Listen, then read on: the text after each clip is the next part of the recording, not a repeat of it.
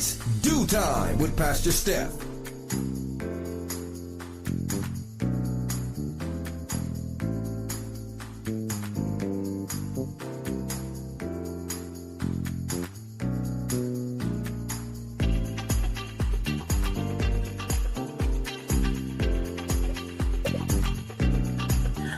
Good morning, good morning, good morning. Rise and shine. You're on with this Due Time with Pastor Steph. How are you this morning? That's what I like to hear. That's what I like to hear. For this is the day the Lord has made. Let us rejoice and be glad in Him. So, where were you yesterday? Yesterday was Let's Talk About It Tuesday, Church Folk Day, and we talked about the invention of this suicide pod that this 64-year-old woman in Switzerland used to end her life. So you get in, you press the button. They said she pressed the button almost immediately, and the button emits nitrogen gas. It puts you to sleep, and then you are gone for good. Now, they say quickly as she pushed that button, that meant that she was really, really ready to die. Well, here's the new news. The new news is it's a suicide pod for couples. Yes, they have now extended and expanded this thing where two people can be in the pod, but you must press the button at the same time. So if one pressed the button at 8:01 and one pressed the button at 8:01:30, it won't work, and then the whole idea is officially trashed. Well, who are we to decide when we should die? You know, now you have expanded this thing to couples, where couples are deciding that, you know what, let's go together. And we've heard of these suicide missions. We've heard of these things. But, you know, it is so dangerous to put something out there now, because, you know, we are always doing stories here about people who want to go together, or they want their families to go together. Yes. And why? Why would we do that? Well, we know that the enemy is very crafty, and he is responsible for just kind of lulling us into this death mode. Yeah, where you feel like your life is not worth anything, where you feel like you have nothing else to live for. You know, you might be elderly. A lot of elderly people, they want to go because they don't want to put that pressure on their family. They feel like their family should be able to live, and they're just a weight and a bother. And we want to know why we need Jesus. You know, we have so much to offer until the day God closes our eyes for good. And when we have decided that we don't want to live anymore, and we don't have anything else to offer, that's only us. God says you have been fearfully and wonderfully made. You have been made on purpose, with a purpose. You know, God says, I knew you before I even shaped you in your mother's womb. I called your name. So before your mother and father even attempted, or the oops even happened, God already knew that you were going to be here. And there's a plan. There is a plan right now. So even if you don't know your purpose, there is a plan that is in place right now. And that plan began well before you even got here. Oh, can you imagine a God that loves us so much that he would keep that plan in place until he was ready? So please don't let the enemy lull you into becoming the walking dead, where you feel you have no reason to live, where you feel like, you know, this world would be better off without me. And, you know, many millions of people have felt that way. And how many of us have now given our lives to God? And now we look back on that moment and we're like, whoa, whoa, whoa. Again, back in 2023, I saw the date. Back in 2023, we had a young man on the broadcast, my Sunday prayer night, who had tried to commit suicide 13 times. And I mean, he tried to shoot himself in the head. He tried to hang himself. He tried to swallow pills 13 times. Sometimes he even tried the same method twice. And he was on the show. So what did that mean? That meant that God said, no, I had a reason for you to be here. And I have not given up on that reason. So let God continue to do his perfect work in us and give our lives to him. And then we will find our purpose, if nothing more than to help save someone else's life. Isn't that enough? Isn't that enough? Well, it's enough for God that you would be out here bringing and drawing souls to him. All right. Well, that's how we spent our Tuesday. Well, today is Wow Wednesday, everybody. Yes, we've made it through into the middle of the week, and we're giving God thanks today.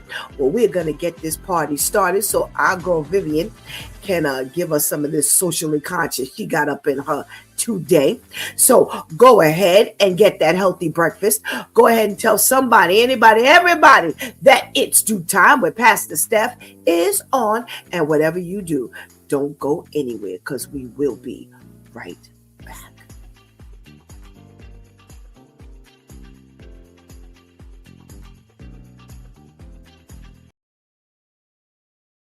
Products that are marketed specifically to Black girls contain some of the worst ingredients I have ever seen, and I think it should be outlawed. Like you said, the fragrances, the endocrine disruptors, these harsh detergents, some formaldehyde releasers. Formaldehyde's a human carcinogen. What place does it have in a beauty and personal care product? It doesn't. It needs to be removed. There needs to be better regulations and better protection for vulnerable populations. I was doing some research and I looked at Harvard Health, and it said 50% of products advertised to Black women contain endocrine disruptors, which are those disruptors that are going to impact their hormones, increase their chance of things like cancer, infertility, etc., compared to roughly 7% that are advertised to white women. And these endocrine disruptors can impact fertility and increase their chance of getting cancer. These products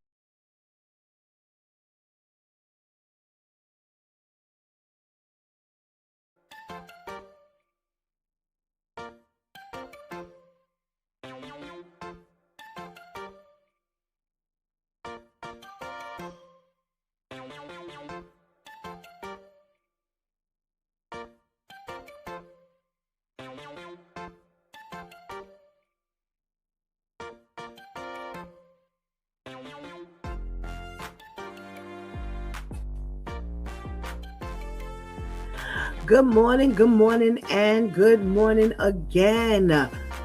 Welcome back to It's Due Time with Pastor Steph, and it is Wow Wednesday, everybody. Oh, yes. Well, let's not belabor this point any longer. We got our girlfriend Viv hanging out in the wings, so let's say good morning to our girl Vivian and her socially conscious segment. Good morning, Viv. Good morning. Happy Wow Wednesday. How are you, Pastor Steph? I am well, thank you. How are you? Doing well, thank you. All right, that's good. What you got for us today? All right, today on Socially Conscious, we are starting off with an update on the nurses' strike. So we heard from Pastor Steph last week or this week that they were trying to get the nurses to come back by threatening their health care coverage. Well, now they are saying that is no longer happening. That is no longer an issue. Hospitals told nurses that they would have to return to work by February 1st to keep their health insurance, putting heavy pressure on them to end the strike. But nurses pushed back, saying using healthcare as leverage during a labor dispute was unsafe and unfair. So they went into a mediation, and thankfully Mount Sinai and New York Presbyterian agreed to remove healthcare insurance pressure as a tactic to get the nurses to go back to work, allowing nurses to stay on strike without losing their coverage. The agreement is limited but strategic. Nurses keep their current health plans, premiums, and access to care while negotiations continue, and a joint committee will review long-term benefit costs. So they're saying no benefits are being cut right now, and the strike is still ongoing with no new return to work deadline. Union leaders say this allows nurses to keep fighting for safe staffing, fair pay, and workplace safety without risking their families and their own health in the process. So thank God for that. Next, we have New York City's Mayor Mamdani in the news because of a debate that's going on right now. They're saying that he took office promising to make the city more affordable. One of his first moves has been tightening rules on delivery apps and businesses' fees, saying the goal is to protect workers and stop companies from adding unfair and or hidden charges. But people are saying that these changes could have side effects. Small restaurants and bodegas warn that if their cost goes up to be on these apps, they may have to raise their prices.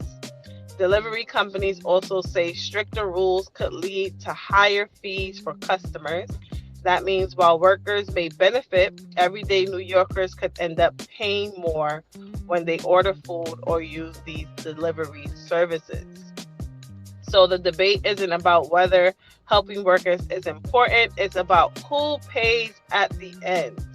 So a lot of people are saying that you promise to make things more affordable, but they're not happy with his tactics, saying that at the end, we the people are still going to wind up paying more out of pocket to utilize these services. Next, we have federal cybersecurity experts are warning that millions of Americans' social security numbers may be at risk yet again after a major data breach involving a data broker called National Public Data. They say our names, addresses, and even our social security numbers were exposed during this data breach. They later found that this information was found on the dark web, raising, of course, serious concerns about identity theft. Criminals can use this information to open credit cards, take out loans, or even file tax returns using your social security number, creating long-term financial damage for victims. At the same time, whistleblowers have raised alarms about weak security around some government data systems tied to the Social Security Administration, saying personal information for up to 300 million Americans could be vulnerable if safeguards are not put in place properly or if they fail. While no confirmed breach has been reported on the government side, experts say the risk is real and concerning. So here's what they're telling people to do right now to make sure that your information is safe. They're saying you could check your credit reports regularly. Consider freezing your credit to block any and all unauthorized accounts.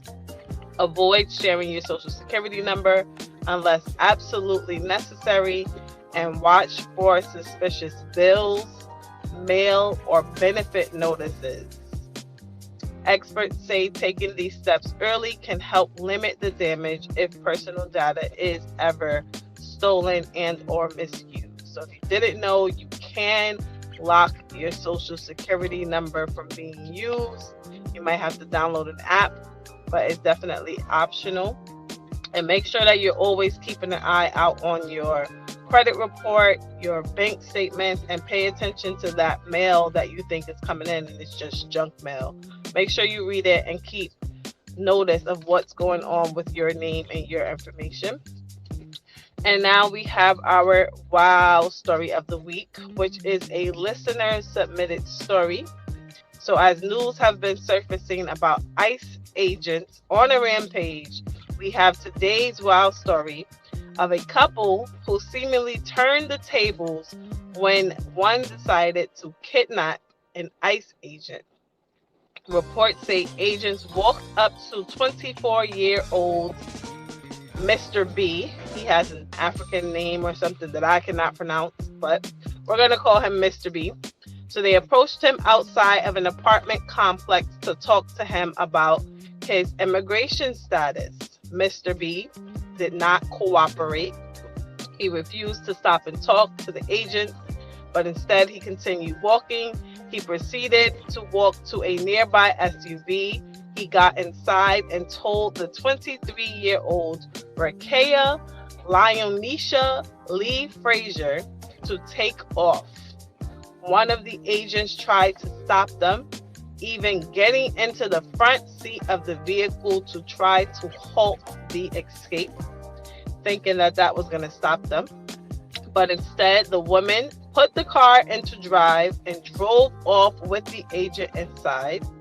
Reports say Mr. B told her to stop and even called 911 from the back seat, but she refused to stop the vehicle.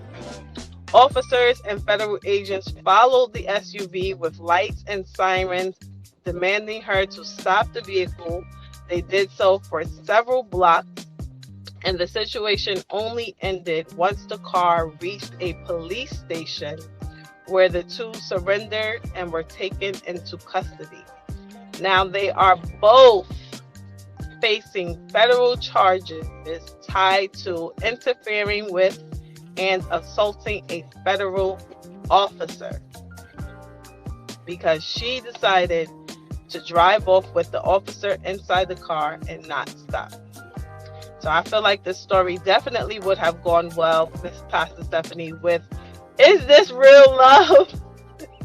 When we spoke about that on Monday evenings, There's More to Be Said segment. But this has been Vivian with Socially Conscious, giving you the news that we are following. And remember, if you have any wild stories you would like to submit, please feel free to direct message me on Facebook. My username there is Vivian BM, and come back every Wednesday to find out if your story has been chosen. Thank you, as always, to our loyal viewers and listeners, and thank you, Pastor Steph. Girl. Wow, stories for real. Thank you so much for your contribution to today's conversation. And we pray you have a blessed day. Girl, miss you having these conversations with us. Yes, me too. Have a good day. All right, thank you. Ooh. Well, we got to go a little backwards on Wednesdays so I can give a shout out to all of my viewers. So if you're in the room, make sure you give Pastor KL. Oh my goodness gracious, he must be talking about me. Make sure you give Pastor Steph a shout out. We got a check-in from our boy Terrence. Good morning, Terrence. Thank you so much for joining us this morning. We got to check in from our girl, Ketty. Hey, Ketty girl. Thank you so much for joining us. We got a check-in from Serge. Hey, Serge, what's going on, my brother? And we've got a check-in from our lady, Tamika. We are looking forward to chatting with you in a couple of minutes. Terrence said, V's back in that car. Yes, sir. And he says, the mayor had tactics is kind of crazy. I'm going to come back to those comments in 1 second. We got a check-in from our girl, Adele. Good morning, Adele. How are you? Thank you so much for joining us this morning. And I saw a check-in from another individual. I don't know what happened. I can't think of her name that I saw. But if you checked in and I don't see your comments anymore, come on, give me a holler so I can say good morning back to you. And we must say good morning to the ladies who hold us down. Oh, that's Lily. Okay, good morning, Lily. Thank you so much for joining us this morning. Thank you. We must give a shout out to the ladies that make sure we are up and running each and every time you see us on here live, Facebook Live, YouTube Live. And that is our girl Shantice. Good morning. And we can't wait to get to talking to you this morning. And our girl Anika. Thank you so much, Anika, for holding us down. Good morning, and good morning again. So, with that PSA, which was really good this morning, very informative, there is some information that I got about what was being said about these perfumes and all of these things that, we put on our bodies and stuff, and how toxic it is. Well, I'm giving the information that endocrine disruptors are natural or human-made chemicals that may mimic, block, or interfere with the body's hormones, which are part of the endocrine system. Formaldehyde. We've all heard of formaldehyde. We have never heard of formaldehyde being used in a good way, but it's also known as methanol. It's colorless, pungent, and highly reactive chemical commonly used to produce industrial resins and particle boards and household disinfectants. And this is what we're putting on our bodies, ladies. When we're putting on these perfumes, and when we're using certain deodorants, when we're using certain, what do you call it? Wash. Well, my goodness, I can't think of the name of it right now. When we wash our clothes. Oh my goodness gracious. Yeah, when we're using all of these chemicals, this is what's going into these. These are part of the ingredients. And we're definitely stepping on some dangerous stuff. So, please make sure you're very careful about what you're putting on your skin, because you don't want anything disrupting your hormones.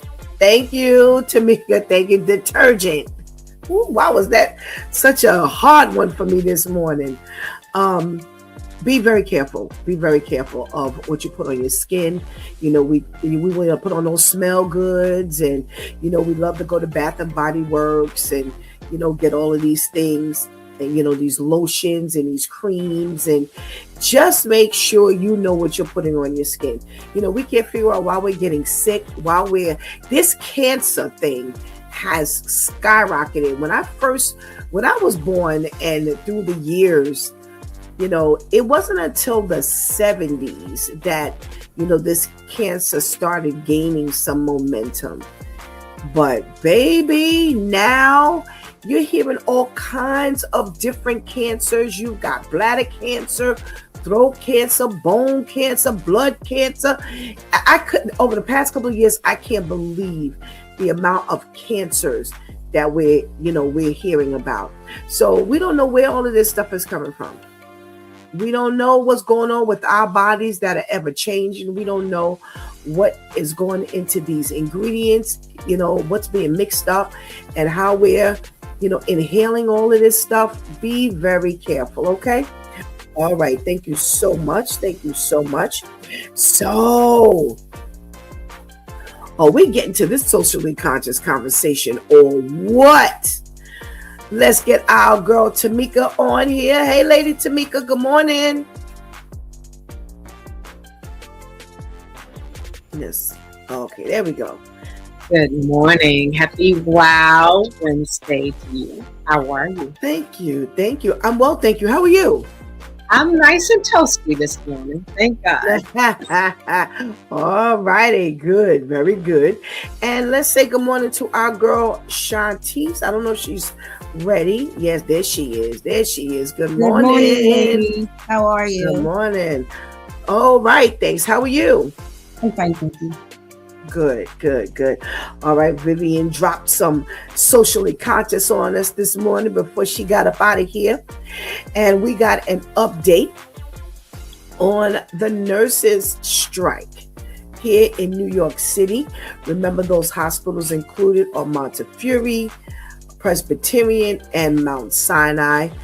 And up to 15,000 nurses are affected. And earlier this week, I spoke about Vivian brought this update to us from the beginning where they were threatening to go on strike. And she brought to us in Socially Conscious that the nurses had actually gone on strike. And as of latter part of last week, they had said that they were going to cancel by February 1st. That was Montefiore had said that by February 1st, if there was no agreement and they were not back to work, that these nurses would no longer get this fabulous health benefit package. And they have no deductibles, no co-pays. They have prescription plan, they have dental, and they have vision. So they were threatening to shut them down, Montefiore, as of February 1st. But Mount Sinai had already stopped their benefits when they went out on the picket line to begin with. And they cited that this was a part of their contract, that if you do not work, you do not get benefits. So now Vivian is bringing us an update, and she says that the healthcare benefits are no longer an issue. They have pushed back the nurses, and they have said, you can't threaten us with the fact of healthcare being off the table if we are striking for what we feel we are not getting, which is better pay, better work conditions, so forth and so on. Workplace safety is really high on this list for them. And we talked about this on Monday, and, we didn't say whether they should or shouldn't, but we did definitely say that be careful of what you sign for, because listen, Mount Sinai has not had, those ladies and men have not had health insurance benefits at all from the time it's on the line. At least Montefiore has definitely, taken it off the table. They never got to the suspension of the medical benefits. And Presbyterian had not done anything either. So they have agreed, Presbyterian and Mount Sinai have both agreed that they would take this off the table, and they would continue to review this issue. Now, they didn't say that it would not ever be an issue again. They say they would keep this under review as they were discussing some other things. Unfortunately, there has been no return to work date, so they have not gotten an agreement well enough to put them back to work. And let's see what the ladies think about this thing here. Lady Tamika, you were on with us on Monday when we were talking about be careful of what you signed for, because this was a part of your contract. Well, the powers that be have said, you know what, don't worry about it for now. For now, this is not guaranteed to go into, another bad thing later on.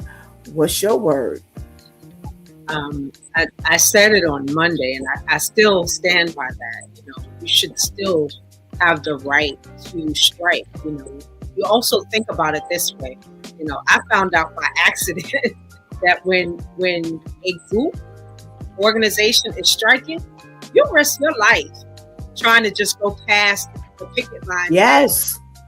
I remember a long time ago, I wore one of my mother's T-shirts. She used to work for the telephone company, and they were striking. And I wore the T-shirt and I'm walking past there to go meet her at work. She like literally, oh my God, what are you doing? And I was like, what's wrong? She was like, they're striking. Do you realize that somebody could hit you? You could have been beat down. So you kind of are teeter-tottering. That's a very hard place to put a person in. And then in addition to that, say, well, you're not going to get your health care. It's stupid. That's really, really complicated. The fact that they took it off the table now, I think is a benefit to them. It secures their mind, their household Right. and their family, because it's not just me. If I have children and a spouse, all of that is encapsulated in that. So I think that's a beautiful thing that they're doing. Good morning. All right. We have a check-in from Miss Peggins. Miss Peg sings. Boy, y'all got some names here. Good morning. I'm just going to say Miss Peg. All right, Tamika. Yes, that's what you kind of put out there on Monday. Shantish, you were not part of this conversation on Monday. Yes. What say you? It sounds like they're making steps towards ending this and giving these nurses their just due. To hear that they were, when I heard Monday that they were talking about canceling the nurse benefits, I'm like, but they're the ones who care for the benefits. How does that work? That for a living, I care for others, but now my care benefits are being taken away because you don't want to give me what I'm owed. I haven't heard anything in regards to these nurses asking for something that's like, all right, that's a reach. Like, you're being disrespectful. That's too much. You're already getting this. It's like, come on, these nurses. And since COVID, since them being expected to and prohibited from going home, I didn't hear, maybe it was, and I just missed it. I didn't hear that there was this, since as a whole, you nurses stood up and stood out for that, here's what we're going to do for you on a consistent basis moving forward. Not a pizza party, not anything like that, but this is now what's going to be implemented for nurses, especially nurses who were nurses during that time, not nurses who, prior to then, I'm not sorry, prior, but since then, post that whole COVID peak. But y'all were in the trenches during that time. Here's now what's being put into your benefits. Here's what we add into it. This is what we're implementing. Here's a pay increase. I didn't hear any of that. So now for them years later to, say, okay, this is what we feel we deserve, just give them. So I'm happy to hear that there's been an adjustment in that since it was reported on Monday. Absolutely.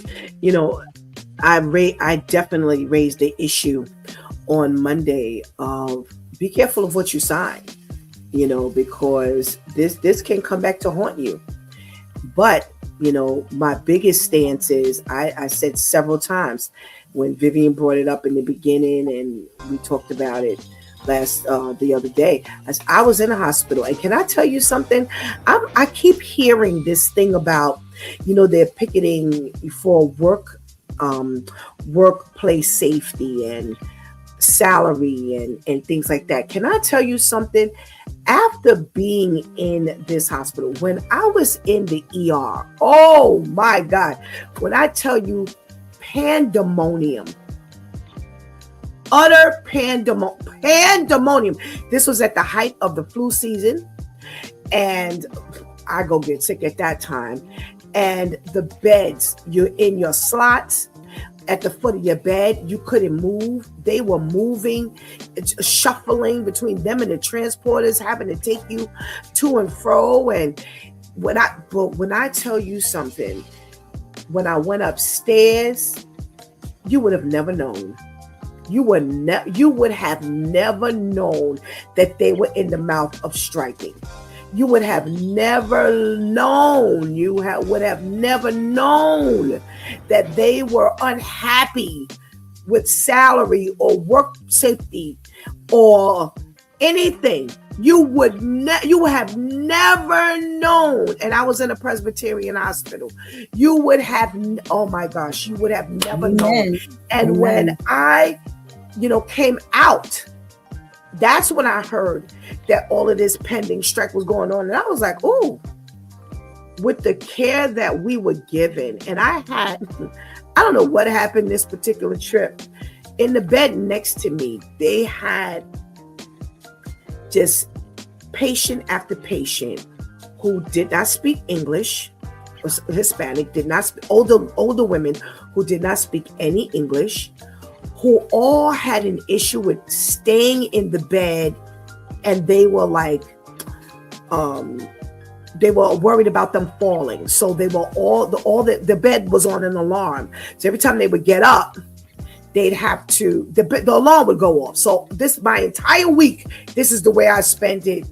And they're calling translators, and they even got to the point where they were doing one-to-ones. They were doing shifts with one-to-ones, and this was impromptu. This was not, okay, when they got there, we understand it. No, this was after going through all of this craziness with trying to get them to stay seated. They had to go into this emergency mode. And I could hear, because I was at the door, the nurse was right outside my door. When I could tell you, I didn't hear any whispering or complaining, or they just went into this emergent mode of making sure that these women, and it was like, I think it was 3 at the end of the day, it was 3 in that week. And when I tell you, they were, oh my goodness, and they were rattled. You could tell, because how can you keep up with the rest of your patients when you constantly, and I was like, she's out of the bed again. Because there were a couple of times where the alarm didn't even go off. And I said, she's out of her bed again. So now I'm playing, babysitter as well. Yes. Right. But I wasn't annoyed either, because my thing was they were taking it so well. How could I now call myself Pastor Steph, and now I'm all in an uproar? Would I have liked to be a little more rested? Absolutely. But I was like, there was one male on while I was there, but these women, this man, when I tell you, they took it like a champ. And like I said, there was nobody who came up there. It was no nursing supervisor who came up there and said, okay, now ladies, this is what we're going to do. And no, this was, okay, how are we going to make this work? You could literally hear this being worked out. So hearing that they had issues, I was like, yo, I'll take my hat off to them any day. Mm-hmm. Give these ladies and men what they need, what they want. I don't think anything would be, you're asking for workplace safety? What could be going on that y'all could not automatically see this and grant it to them without them having to strike for it? So shame on y'all that these people even have to. I still say, be careful of what you signed for, because they can hold you to that. Yes. So, unfortunately, if they decided when they push back to say, yo, we're not giving it to you because we don't care what's going on now, you'll sign. They technically have a right because you signed, and we have to be very careful. Do you want to go to litigation and now take this to court and all that? You can. It's all. We always talk about the stupid stuff that makes it to court. So this would be something that would be worth it, going to court. But do you now want to have that, to worry about as well? Your children can't go to the doctor. You can't go to the doctor. You have elderly women and men, up in age, who have their own health issues, but they're caring so much for the patients and things like that. So, I say, give it to them. Stop messing around. You need these people on site. I'm sorry. Standing out in the street, unless they're planning on working for people who fall out in the street, that's one thing. But we really need you in the hospital. I'm telling you, we really, really need you. The doctors need you in the hospital. Yes. We got a check in from Michael Ellis, sending love. Good morning. Thank you so much. Thank you so much for checking in. All right. So here we are. We are less than a month in to this new year, and our new mayor, Mom Donnie, and he's got this Make the City More Affordable campaign. That's what he pushed while he was campaigning. And one of the things he wanted to target was a better pay for our door dashers, Uber drivers, all of our food service people like that. Well, now there's a snag, because if you push their salaries up, somebody's got to pay for it. So do the restaurants pay for this increase, or do they now kick the increase over to the customer when you order? So you'll see these new fees, these increased fees, and now the people are complaining because they're saying, listen, you said make the city more affordable, but right now it's not becoming more affordable. It's now becoming less affordable, because now we got to eat these fees. Now, whether you kick the fees over to the restaurant, if you kick the fees over to the customers, whether you split it, we don't know. But all we know is we ain't happy with this. So what you got, Shantice, for this delivery issue? Again, as it was asked, I believe by Vivian and by you, where is it going? I remember the uproar, like the slight up and on uproar that was taking place with when he was mentioning even about the free buses, the free bus rides, and it was like, wait, what? Okay, so it's bad enough of what everyone has to contend with. Subway passengers have to contend with. Now you're trying to have us contend with that on the buses? It's like, I don't think a lot of these things are well thought out. I believe it's like, what can I do? There is some attempted forethought to what can I do to make the situation better, but I believe there's some more forethought on what can I do to make the situation better, but will also highlight me and what my name can go down in doing. Am I explaining that right? So it's like, I want my name to go down with, I was able to provide affordable or free bus rides when MTA just went up and no one wanted to pay that.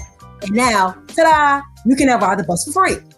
But then look at all the riots and stuff that you're causing because there's free bus ride. It's like, so I think because of things like that, and at the same time, I don't necessarily agree with it, but I understand it because, you're the first mayor of your race in this seat. You're a millennial. So there's kind of like a lot already like unsaid pressure on you. Right. All eyes on you, even based on those two factors, your age and your race. So no one has really been this young from my understanding, or at least in a long time, in this seat. And with your faith in your race. So it's like, I want to be able to say I did this, I did that, but that doesn't need to be your priority. Your priority needs to be, does these things make sense? How are these things gonna help when I leave? Are they gonna say I can't wait to kick him out and they're gonna forget everything that I implemented, or are these things gonna be generational to where they're gonna want to keep these things going? Right. All righty. Lady Tamika, what say you? So this is what happens when you have someone who has not been in office, been near the office, not really worked. You got all these big, bright ideas, which are beautiful, but how to implement them is difficult. In a real world, it doesn't work. In your mindset, everything is beautiful, and then you go to try to put that into effect, and then you go, oh God, there's chaos to the left of me, chaos to the right of me. There are all these different checks and balances. Even just to make one step, you got to go through this person, these people, those, to get things moving. And I think, he's just realized, I can't do that. I can't just, because my name, you've got this office, but you've got to be able to go through all, a bunch of people to make anything happen. And I think now he's starting to realize. All righty. Well, first of all, anyone who's stepping into office, and I don't care what that office is, they're always going to be under a great deal of scrutiny, because they're going to be watching everything you do. Black, white, red, green, brown, young, old, rich, poor, it don't matter. You're going to have these people who are going to be looking at you real hard for what you do. That's why I said, here we are. We haven't even given him a month. He hasn't even been the mayor a month. We are only at the 28th of the month, and he's already getting hell, because this great idea he had is not working. Well, here's the problem. If this piece here was not thought out well, and I'll say it like that because we all know that in order for the delivery drivers to get an increase, it has to come from somewhere. So unless you're stepping in and the city is becoming it's going to be split in three. So now instead of it being the restaurant or the customer, you're now saying, okay, well, it's $15. We want to raise it to $17, so the city will kick in the extra $2. If that's not happening, you better have worked this out before you even get there. So in other words, if you knew that this is what you wanted to do, then you needed to come out with your boots hitting the ground and you were running. So in other words, you should have been able to say, all right, listen, the restaurant owners are going to eat this, and just get help from the restaurant owners. Or the customers are going to eat this and just get help from the customers.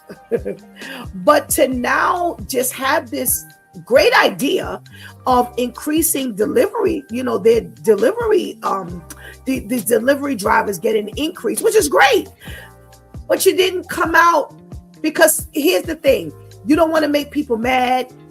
You don't want to, stir the water. But as a brand new person, you are going to stir the water. I don't care where you are, no matter if you're a brand new pastor, if you're a brand new president, if you're a brand new janitor, and you're bringing new ideas in, you're going to stir the water. So just get ready. And that's where my criticism comes from. That the fact that you knew you wanted to do this before you went into office. So you know what? You should have been ready to just eat it. Just say, listen, the customer's going to eat it, and I want to see them have more money, in their pocket. And if some of you have Door Dashers and Uber drivers in your family, then guess what? We're going to have to pitch in and help them get there. Somebody's got to eat, or split it. Go left and go right. Let everybody meet in the middle. So that's my criticism. Not that, he's young, old, or not that he's, somebody brand new, but this isn't what you get when you're brand new, because you don't know how to hit the ground running. Yeah, in New York City, you will have to hit the ground running. So being new, boy, you better be ready. That's all. That's the only thing. So when you say this is what happens when you're new, ladies, you're absolutely right. But just take it.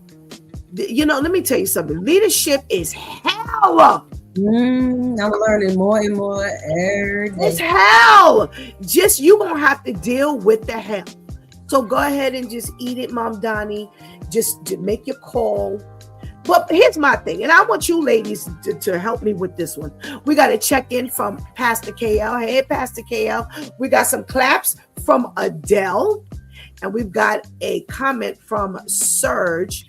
He says, these CEOs don't care for their workers, like police, sanitation, nurses, doctors, and the transit workers ask for safety. But I guess he's saying we don't get it.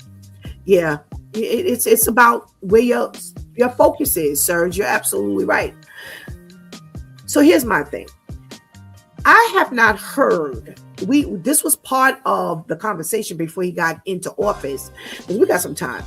I haven't heard that he was doing a lot of shifting from Adams people. Because as much as you may want to help your people, which I know this is going down because there was pressure there was pressure for this one.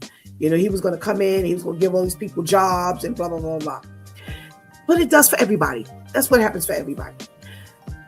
You can't wipe out your team because you got to leave some people in place who know what to do, because you don't, just by being, just by being new. But if you've got all these advisors around you, my question is, what is going on? How come we're at this point where he was struggling with the snow and the teachers and whether to close a school, open a school?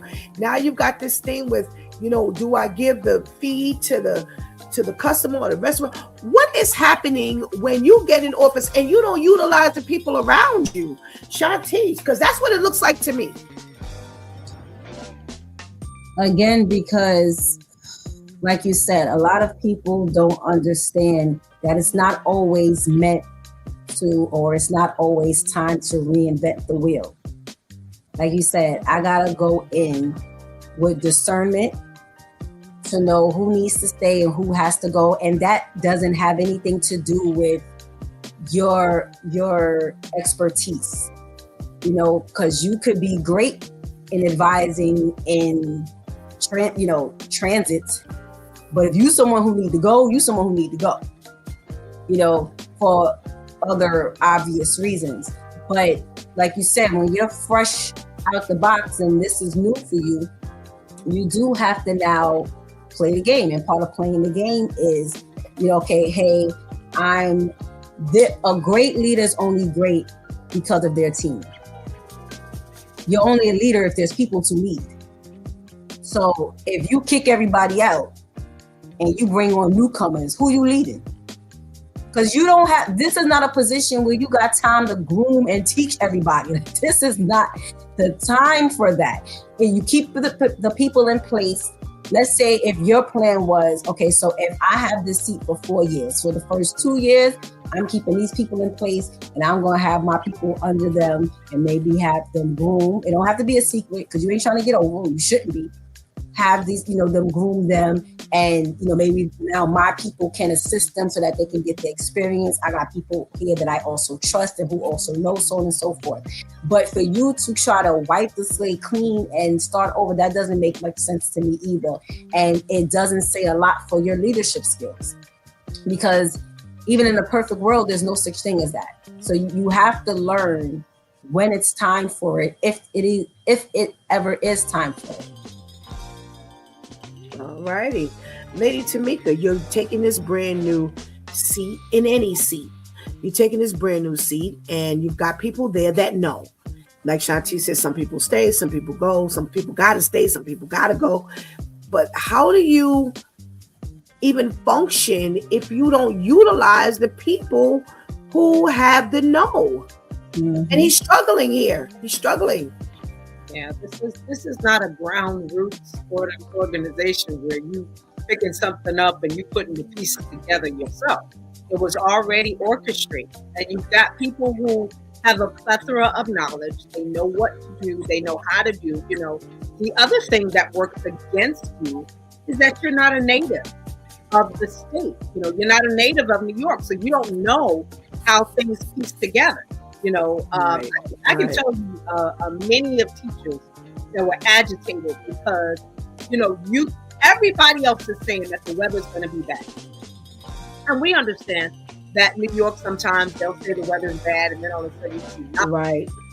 We understand that. We get that, but my thing is, when New York gets one of those alerts like that, where they say don't go anywhere prior to, you don't wait till Sunday at noon. Right. Tell somebody, okay, well, I'm going to decide then. When in fact on Friday, we all knew. You could feel it in the weather. You could see it in the air, everything around you. You could see the trucks coming, multiple trucks, one right behind the other. And you're still in we'll wait till the last minute to do it.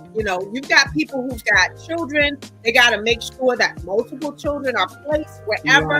Right. I got to go to work. Somebody, I need to make sure I get a babysitter. I can't do that on Sunday. And so I felt, I feel like you didn't utilize what you had, and in that sense, you're no bigger or no better in our current, president.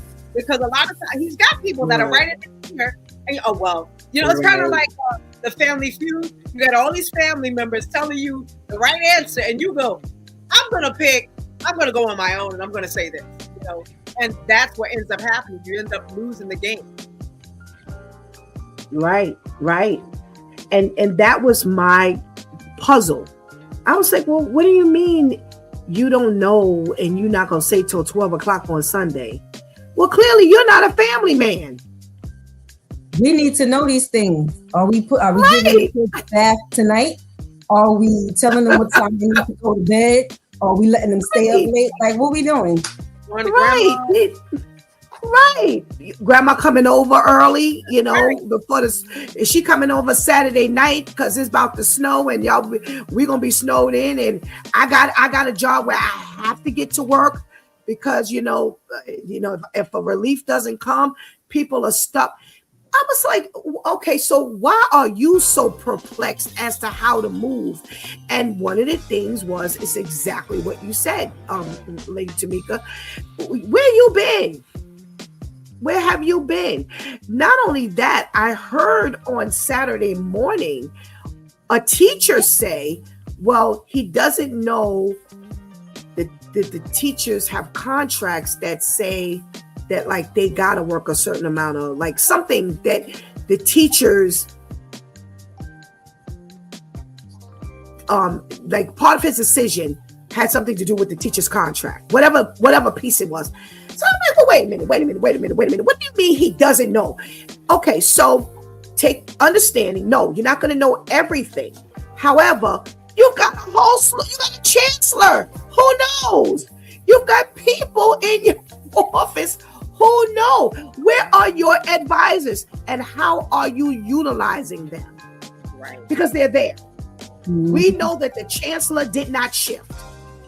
And if you did shift chancellors, then shame on you, because look at you who walked into a blizzard right in the beginning of your office seat. And now you didn't replace the people who don't even know what to do. And you don't know what to do.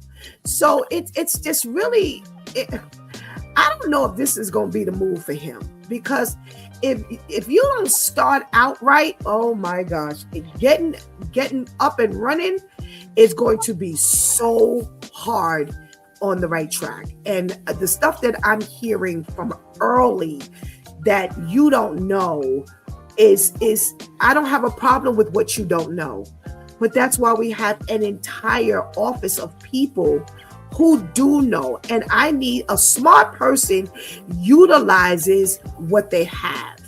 So I don't know. I don't know what this says for him as an individual. Lord Hammer. Again, this is who we vote for. I don't, and again, same thing like you said to Lady Tamika with the president. Another one who got in the seat and went rogue. And now the people who put him there, they ain't happy no more. Yo, these people show you who they are and what they are bringing to the table. And one of the things that a lot of people, older people, were complaining about was the newness of it all. We are not a city that needs to be left with a bunch of newness. Mm-hmm. No, we need somebody in that chair who knows. Mm-hmm. And you know what? Everybody has their pros and cons. Every single candidate have their pros and cons.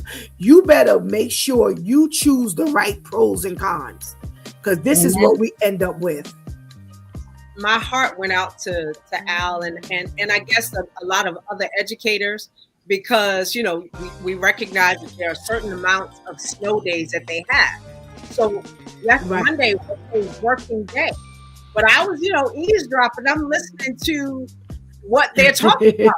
Garbage. They had a pain and sip, kind of sort of thing. And then I'm like, that's work related? They had to do something to keep you working. And like, my heart went out to Al. I'm like, what are you doing? He's like, I have absolutely no idea. Wow. Yeah.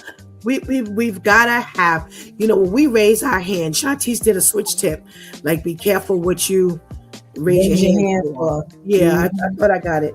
And you got to be careful.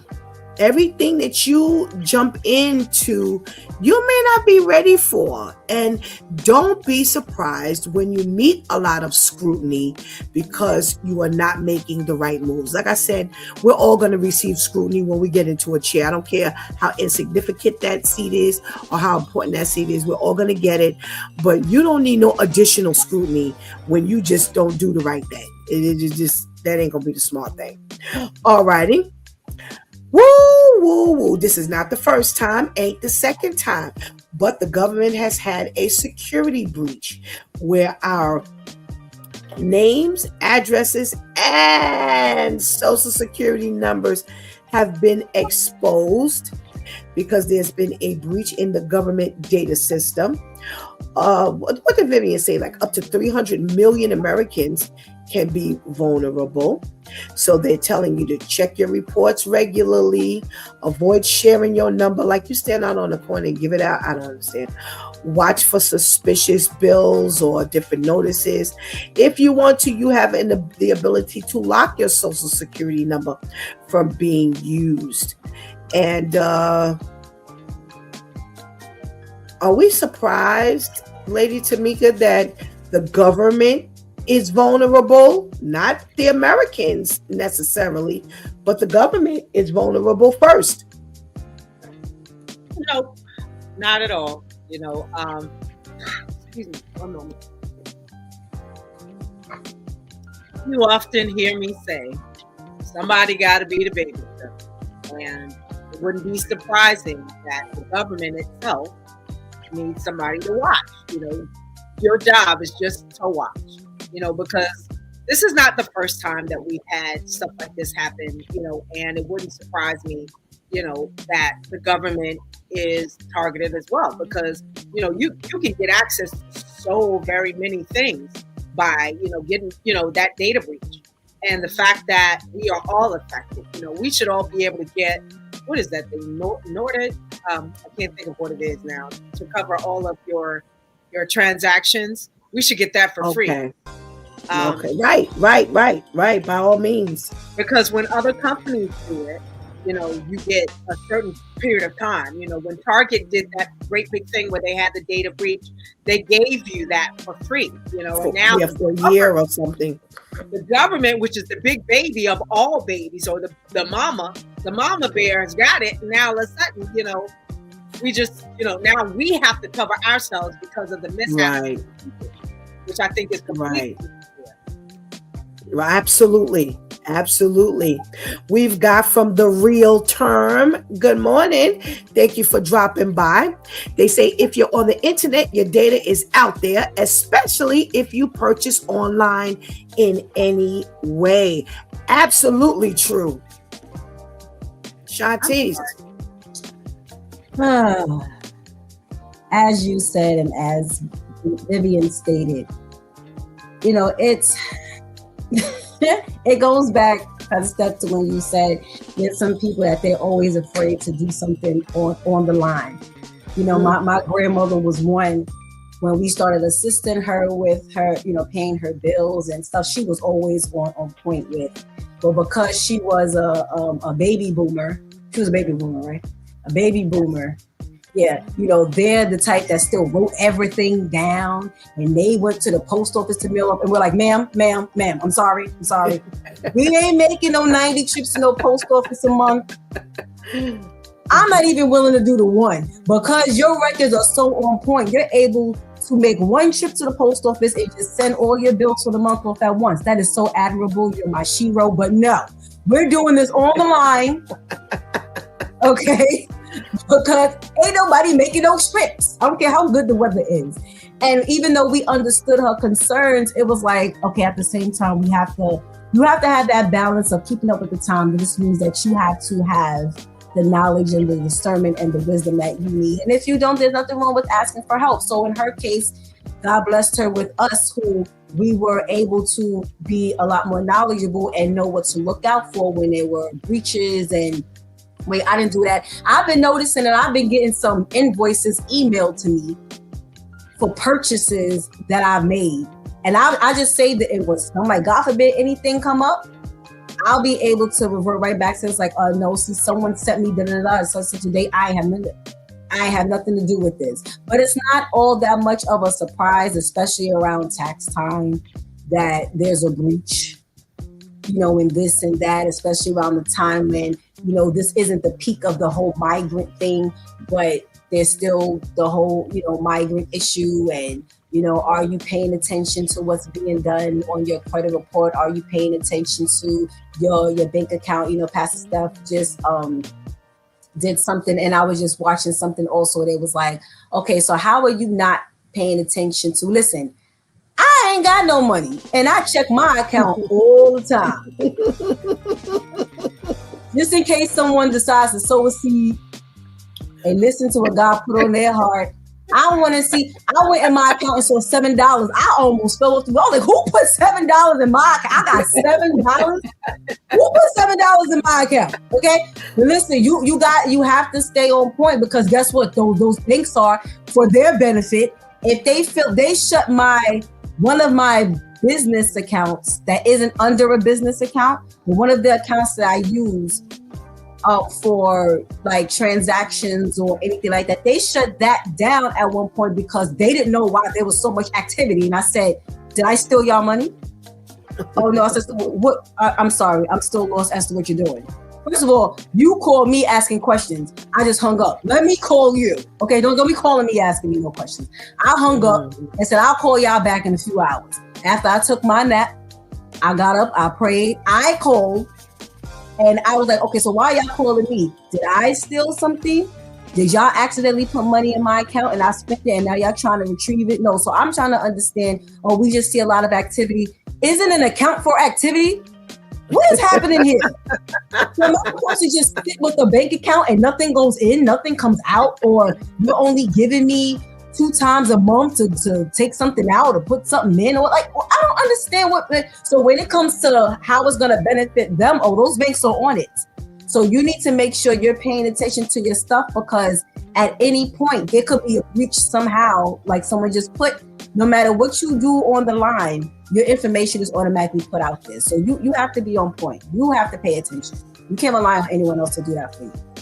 Pastor, Absolutely. I thought about also, this restructuring of the Social Security Department, I'm just looking at all of these different things, we don't see it, but then when you start piecing things together, it starts making a whole DMV and I've got a friend of mine that works for the Social Security Department, and you're trying to do all of these things, and he says all your information is already out there.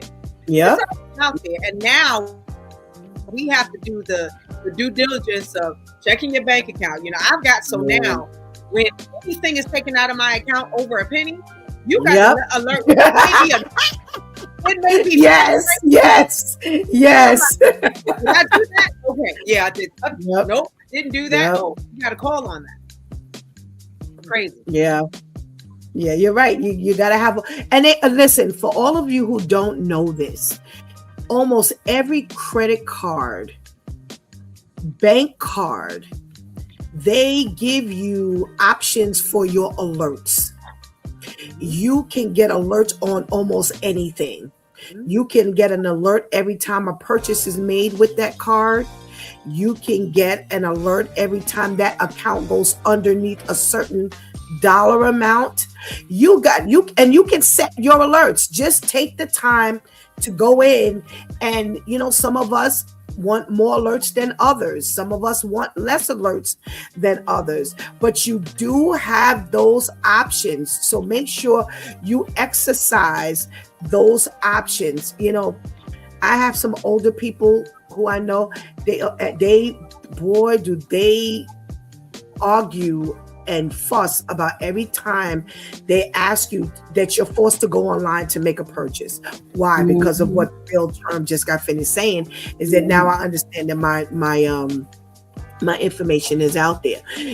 All you got to do is type in, Mary John, and all in the Google, and you got all that information comes up. You got who used to live with you and the address and your age. It gives everything. You are out there. So for me, just get that through your head. Get it through your head. You're out there.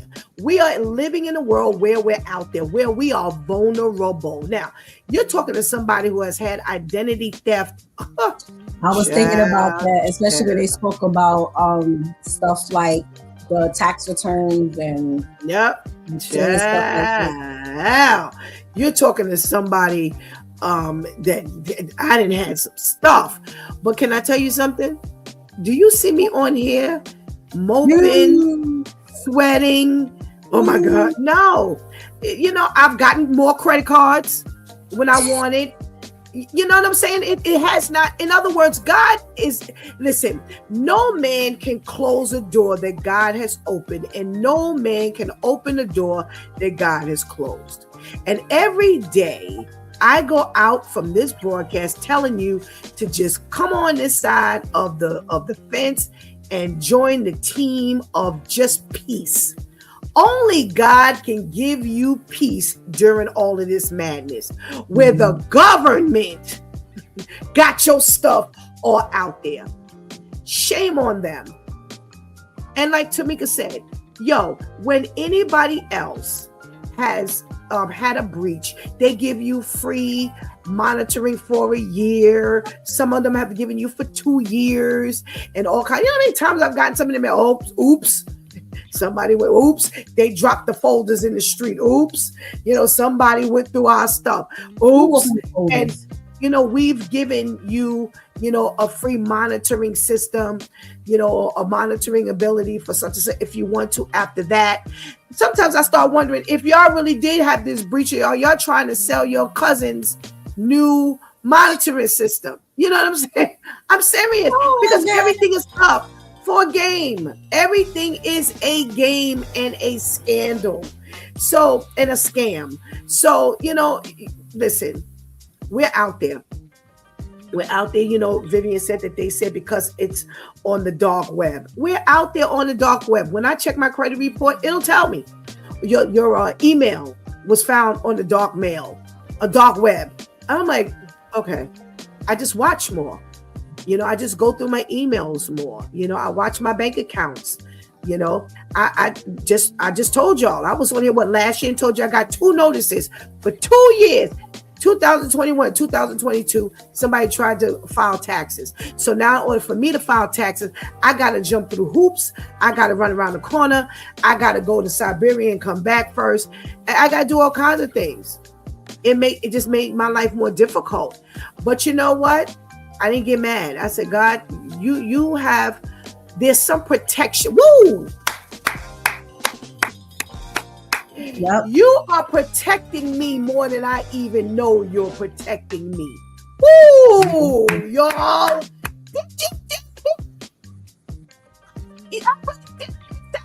You know what? Because I literally had to make a trip to the IRS to show that it wasn't me, blah, blah, blah, to take all kinds of things. And I'm like, yo, you know what, God? I'm really not going to get upset because nobody else I know outside of Pastor Charlene, who said somebody filed income taxes. She told us on here, but nobody else I know has had this problem. So I didn't have my identity theft stolen 3-4 times already. And I still, like I said, I've never been stopped from doing what I could do, what I wanted to do. And you got me. Because somewhere along the line, behind the scenes, this is locking me. You are making me go through this. You are locking me down when I think you're locking me down. You follow what I'm saying? Mm-hmm. It makes sense, ladies. You know, as women of God, you really, and people of God, we really got to start thinking like that. Mm-hmm. And I ain't getting upset because you know what? While I'm mad because I got to go to the IRS and prove and disprove and da-da-da, I'm like, something else is going on that you watching, Stephanie. You watching out for Stephanie. So you know what? I'm just going to continue to do my due diligence. And you know what? I'm just going to go with the flow. I'm not going to worry about it. So listen, people, just do what you can do. You know, we can't do more than what we can do. You do have access to your credit report. You do have access to your bank accounts. I didn't like to put apps on my phone, but they told us that we're more secure with the apps than we are with going through the web for our, bank accounts and things like that. So listen, just do your due diligence and trust God. That's the only thing. You got to check in from Brian Shantiz. He didn't say hey to the group. He said, hey, Shantiz. So Right. Tamika, that makes you and I irrelevant. Irrelevant. He thought Pastor Kale was going to be on today. All right, ladies, we've got the wow story of the week. So you've got Mr. B as a 24-year-old Mr. B, as Vivian calls him. He was coming out of his building or whatever, and ICE was approaching him to check on his immigration status. He says, yo, I'm not giving up nothing. He continued to walk it. He got in his SUV. He got inside and told the 23-year-old woman in that picture to go ahead and drive off. Well, as she went to drive off, the ICE agent got into the car and she kept going. Now, Mr. B told her, hey, yo, stop. She decided, I'm not stopping. Well, he called 911. This chase, ensued, and they ended up stopping right at a police precinct. And lo and behold, they were both arrested. They are facing federal charges because she refused to stop the car. So now they're both in trouble. And Shantiz, what's the question? Who was really wrong? No, the question is, who's a fool?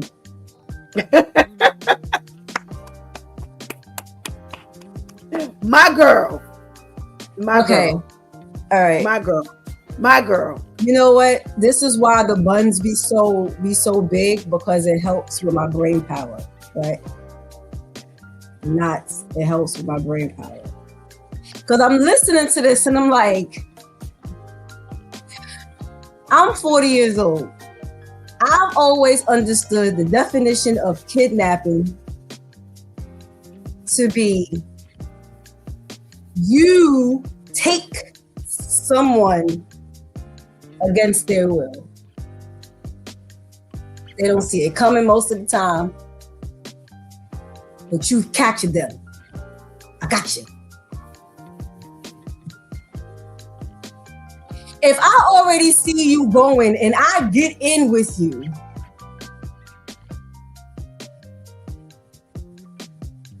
did you catch me? Or did I get in with you? How is it kidnapping if I was a willing participant in the vehicle? Now, again, see, and this is why everybody needs to make sure they're doing what they're supposed to do, because it's like the cops.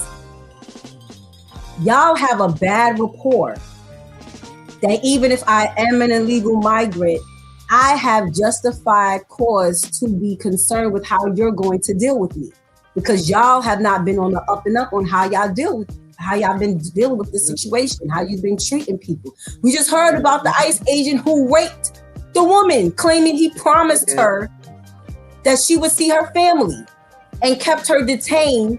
And while she was in his under his guidance, he was raping her in the broom closet the whole time, multiple days. So even as someone who has no business being here, I still have probable cause to run from you. But if you already see me running, and then I jump in your car, did you kidnap me? I got a real, this is really bothering me, for real. And as Lady Tamika's talking, I'm gonna pull up the definition of kidnapping. Like I said, I had to tell from the moment I told my niece, I think she was like 6 or 7, I had to talk with her about making sure she's aware of her surroundings so she won't get kidnapped. Now, everything was about her getting kidnapped. Don't run ahead of me. They're going to kidnap me. And she would say this out loud. Don't do that. They're going to kidnap me. No, they're going to kidnap me. So it was great because if you were going after her, she just blew up your cover. But you have to put those definitions out there for these kids. Well, now you got to put the definition out there for the adults, I believe. I'm just lost. Maybe I need some Christian clarity. I don't know. But as Lady Tamika is, I'm about to look up the definition. All right, Lady Tamika. What say you about this kidnapping? I'm looking at Shanti. So I don't get it either. You know, first of all, you know, we need to be very clear and aware of what's going on, especially with this ICE situation, because they're trying their best to do whatever it is that they want to do, you know, and you know, it's sad that we got to go to this degree, you know, like I have a corner store literally on the corner of my block. I don't leave my house without my ID. You know, just right to the corner. That's what, three houses to the corner. You know, and this guy is doing his business, getting ready to go wherever he needs to go. They don't have a right cause to stop you. You know, and that's one thing. Got that? He gets in his car. You get in with him, and they drive. And now you say that he's kidnapping you. When in actuality, you're holding him. But you're in the car, helpless.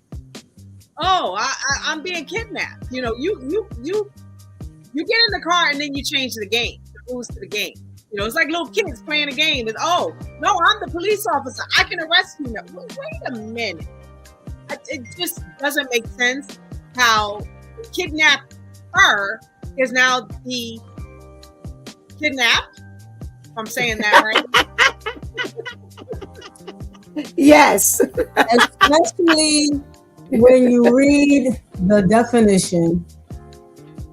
Kidnapping, moving another person a substantial distance without the person's consent by means of force or fear. Synonym, abduct, take someone away by force or deception. There was no deceiving you, sir. I was in my car. The gear was in drive. You said, I want to ride too. You opened the door yourself. I ain't have no candy that lured you in here. I wasn't dressed seductively and said I would give you any sexual acts to get you in here. You got in here by your own. You made the choice to get in the car and go the distance. How did I kidnap you? The law. This is some twisted stuff going on here. I don't understand. Somebody Will you finish? Up, please. Order one like this. Wait. Order one like this. Right. Somebody, please. Either one. All righty. So let me read some older comments. I don't want anybody to think that I forgot about them. So Terrence says, yes, the mayor's tactics are kind of crazy. When we were talking about Mom Donnie and his new ideas, he says everybody's social security numbers are on the dark web. Anyway, we're screwed. Oh, absolutely. We have Lily, who says, how do we even get to kidnapping the kidnappers? That's what you ladies was saying. Terrence says, how is that kidnapping when he jumped in their car? He just wanted a ride. All right, so here's where my brain went when Vivian started. I was like, well, wait a minute. I think y'all just way too invested in this getting people for immigration. You approach the man on the street Now, we have all seen video of ICE in action, them snatching people and handcuffing them and roughing them up. And we've seen this. This has not been anything we would all be like, oh my God, do they do that? We all know that that's what they do. So my question is, why didn't you take him while he was out on the street? How vested are you that when this man got in his car, you got in the car? You ain't that desperate for nobody. I'm sorry. And guess what? If you are, you got what you deserved. Because if it's illegal to get into someone's car on your own, if I were driving my car, you, Lady Tamika, were driving your car, Shartice was driving your car, and somebody got in the back of my car that I didn't know, that's not illegal? Do I have to really go to the law book to see whether that's illegal or not? You have no business in my car. You were not detaining me. You couldn't have been detaining me when I got in my car. So guess what? You got what you deserve. Vivian says consent ends once the person says no, stop. So she kept going after he said stop the vehicle. So now they both going down for this foolishness. Right. That's a separate, that's you're absolutely right. And that's a whole separate issue. I don't agree with that. There's a whole separate issue. For me, you talk to Ray, be quiet. Now, my thing is, you ain't got no business getting into people's car. You have no business getting into people's car.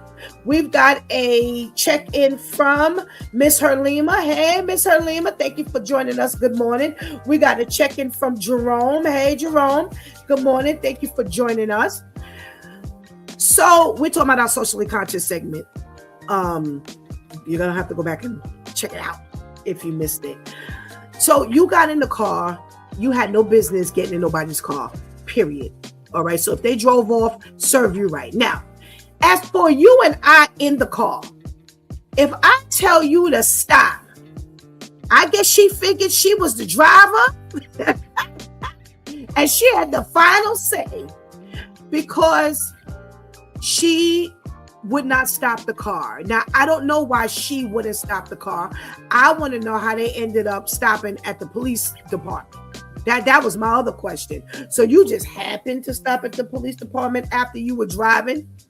So if you were driving me, Tamika, and we were getting in the car, and when I said this ICE agent was in the back of the car, and I said pull off, and she didn't realize, and I didn't realize the guy was in the car when I said pull off, and then I told you to stop, I'm gonna be pretty mad at you that you don't stop. Number one, because don't they have guns? Because see, they're kind of out of it. Let me tell you something. I'm convinced that if you're an ICE agent, you ain't wrapped too tight. I'm sorry. Yeah, you ain't wrapped all the way. So here we are. I'm telling you to stop. I don't know whether he's gonna pull out a gun and start shooting because he's gonna feel justified because you took off in the car. Yo, you not thinking. Because see, that's the kind of stuff that they would do. If you got in my car and now y'all gonna charge me with kidnapping, then if he started shooting, then y'all would find some justification for that shooting when all you had to do was stop and let him out. I bet you that'd be the last time he got in the car. Well, he got in the car because his feelings were hurt because Mr. B ignored him. Like, oh no, that's right. Absolutely.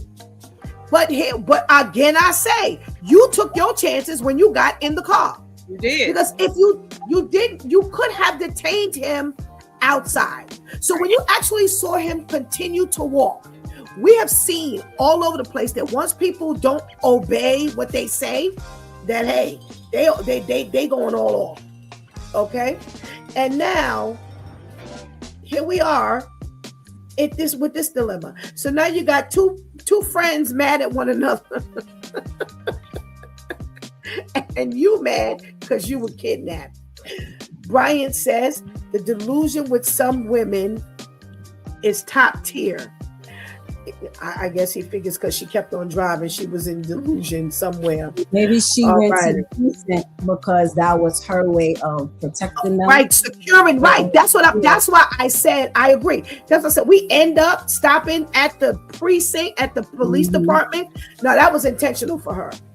She drove right there because I guess she figured I need to stop in front of some cops. I have a video that I just sent Shantice, and I want us to watch. Now, I don't remember the language in this video. I don't remember the language in the video, but the video is nothing without the audio. So listen, cover your ears. Let's play the video.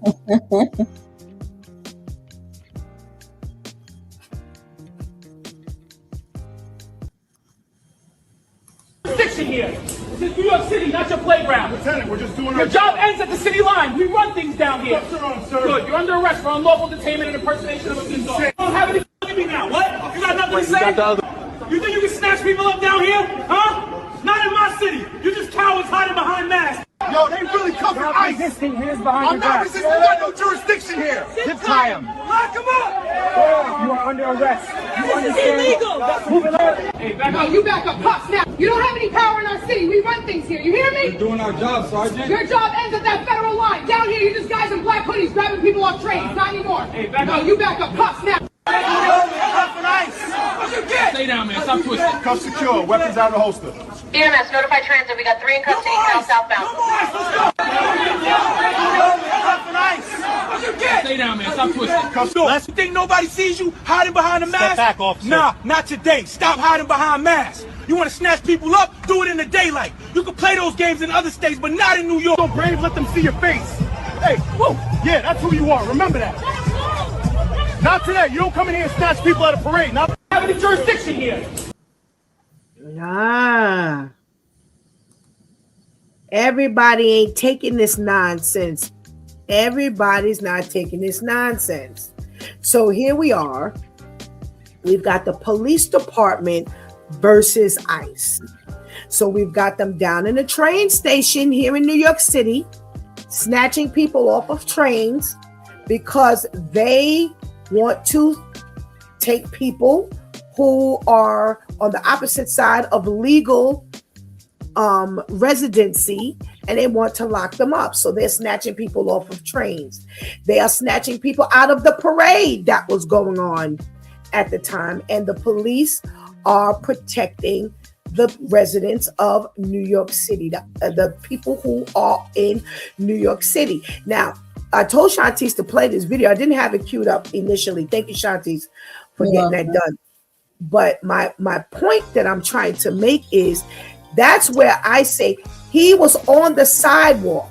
He was coming out of his building, a building. If you really wanted him, you would have taken him while he was outside. Why would you get in the car? You can't take nobody in their car. You got in the car. You now became a passenger. You got in the car. You can't get in the car and arrest somebody in the car. Right. Lady Tamika, you got first dibs on this video versus our conversation, our wild story. You know, this is an amazing thing also, because you also think about the fight, you know, of the defund the police. But in actuality, the police is looking out for us. You know, I think that was amazing that, you know, the police was like, nah, we run this. You don't run this, you know, and all of these different rules. People have to be really, really aware with this ICE thing, because, you know, just because it's affecting somebody else, don't be so ignorant in the fact of not knowing that could be you. You know, what are they grabbing these people on? You know, he looked African, so you grabbed him. I mean, what was it that he did or said? Right. Because if that's the case, everybody up here looks African. You know, and that's a scary thing. And the fact that the police is saying, "Oh no, you're not grabbing somebody, you know, off of a parade line, or, you know, just standing there." What are your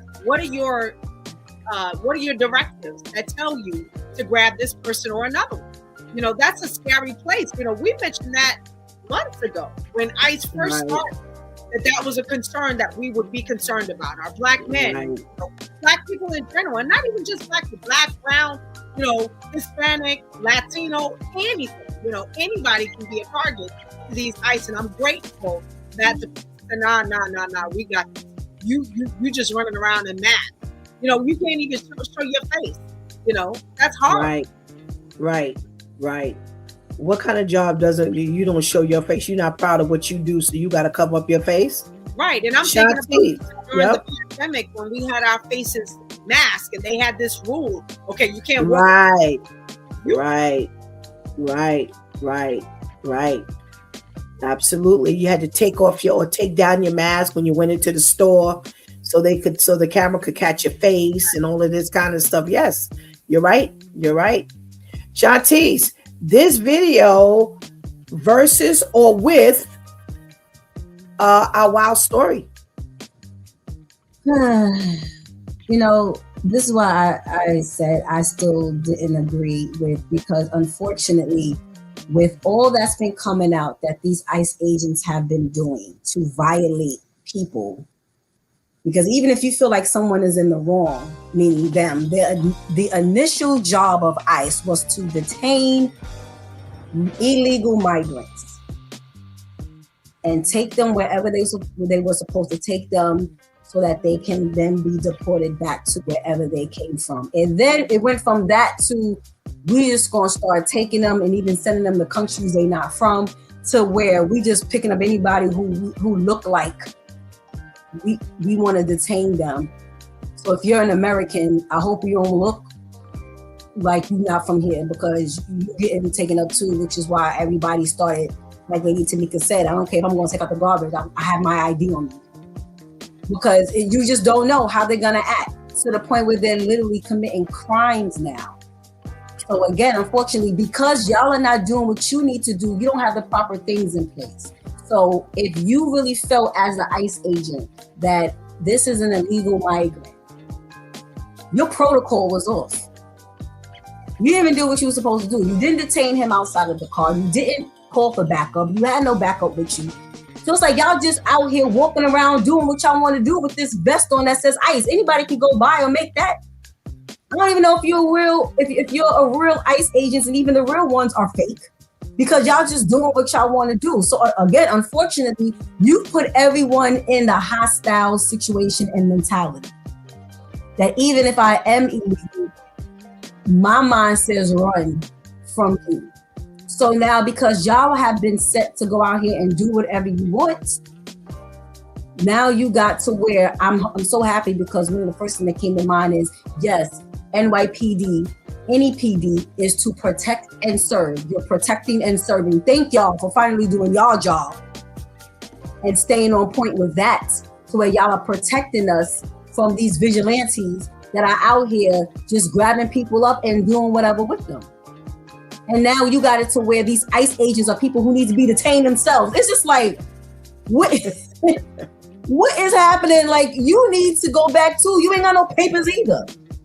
So unfortunately, they now have to where the police should be taking this time and energy to protect us from us, you know, our circle. They now have to spend time with these outsiders that are coming in as the criminals. So yeah, they're doing their job. It's like, look at how now, because how many other people on them platforms the people who's recorded this are probably criminals.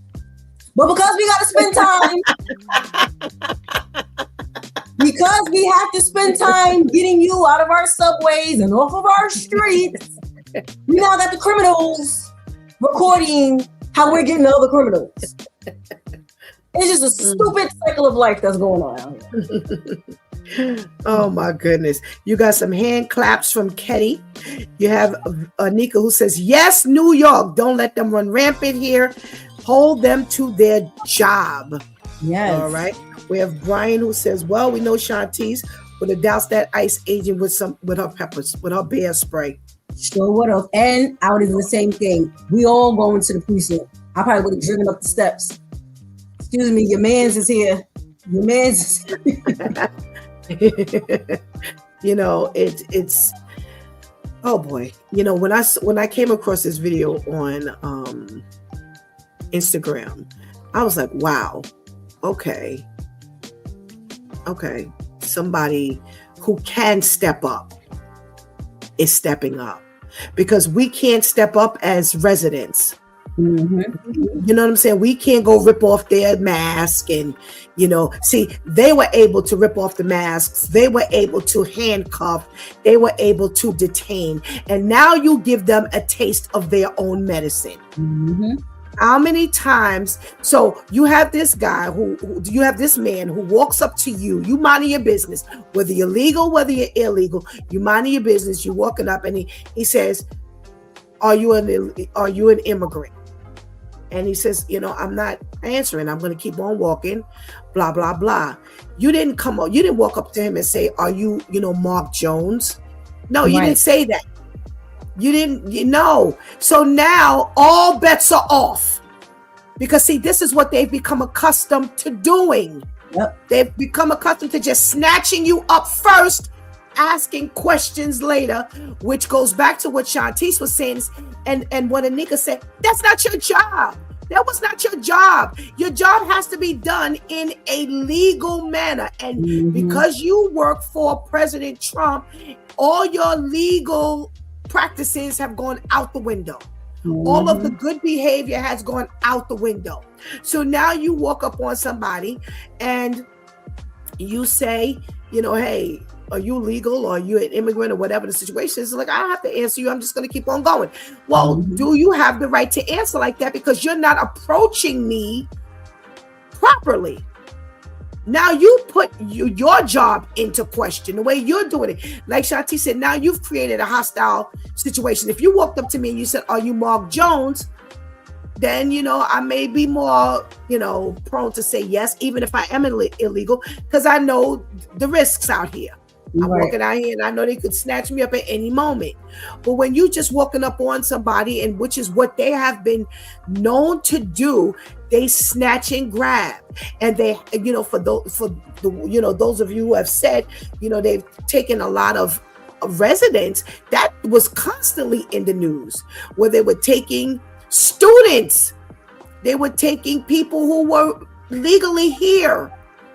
And it didn't matter. When they took people who were born here, it didn't matter how many people stayed detained until their family was able to go and get their papers and show a birth certificate that they were from here in the United States, or that they were legally here and they weren't illegal immigrants. It's just really out of control. It is straight out of control. So now you get up in somebody's car. That makes me believe that you are not doing your job correctly. When have you ever heard somebody getting up in somebody's car? And like I said, what were you going to do when you got up in the car that you didn't do out on the street? Why would you even put yourself in that situation? Right. What if they had really kidnapped you? What if they had really kidnapped you? You're going to, at least out on the street, it's open. You get in somebody's car, anything goes. Panic and hit a tree. This is what I'm saying. You really put your own safety at risk to do what? What was you? No, you ran the risk. If Mary took off in her car, then too bad for you. Now, again, the biggest thing is between the two people that knew one another. I told you to stop. You said, but as far as what goes on in that back seat, but you told me to stop. Hold up, because even that's twisted to me. If I saw somebody looking like that approaching you outside the car, and they telling you they trying to stop you outside the car. So me and Pastor Steph, I'm in the car. I'm waiting for Pastor Steph to come out of the store. I happen to see Pastor Steph walk out the store, and some big black ninja with ice on his chest comes walking out, talking about, "Hey, you look African-American. Oh, you look African-American." And whatever the conversation is, but I can tell there's some hostility going on. And I can tell most likely that he's trying to stop her, and she keeps going. She keeps moving. You get in the car. Then all of a sudden the back door opens. Now you didn't stop outside the car. Why should I now stop in the car while he in the car? If you were all that concerned about doing things the right way, why didn't you stop outside the car? Even if you motion for me, yo, get out. Make sure you hear this, or pull your phone out. Make sure you record this or something. But how are you now going to contribute to the hostile situation, then look over and get mad at me for continuing the hostile situation? Because if you're mad at me, in your eyes, I've either started this or prolonged this.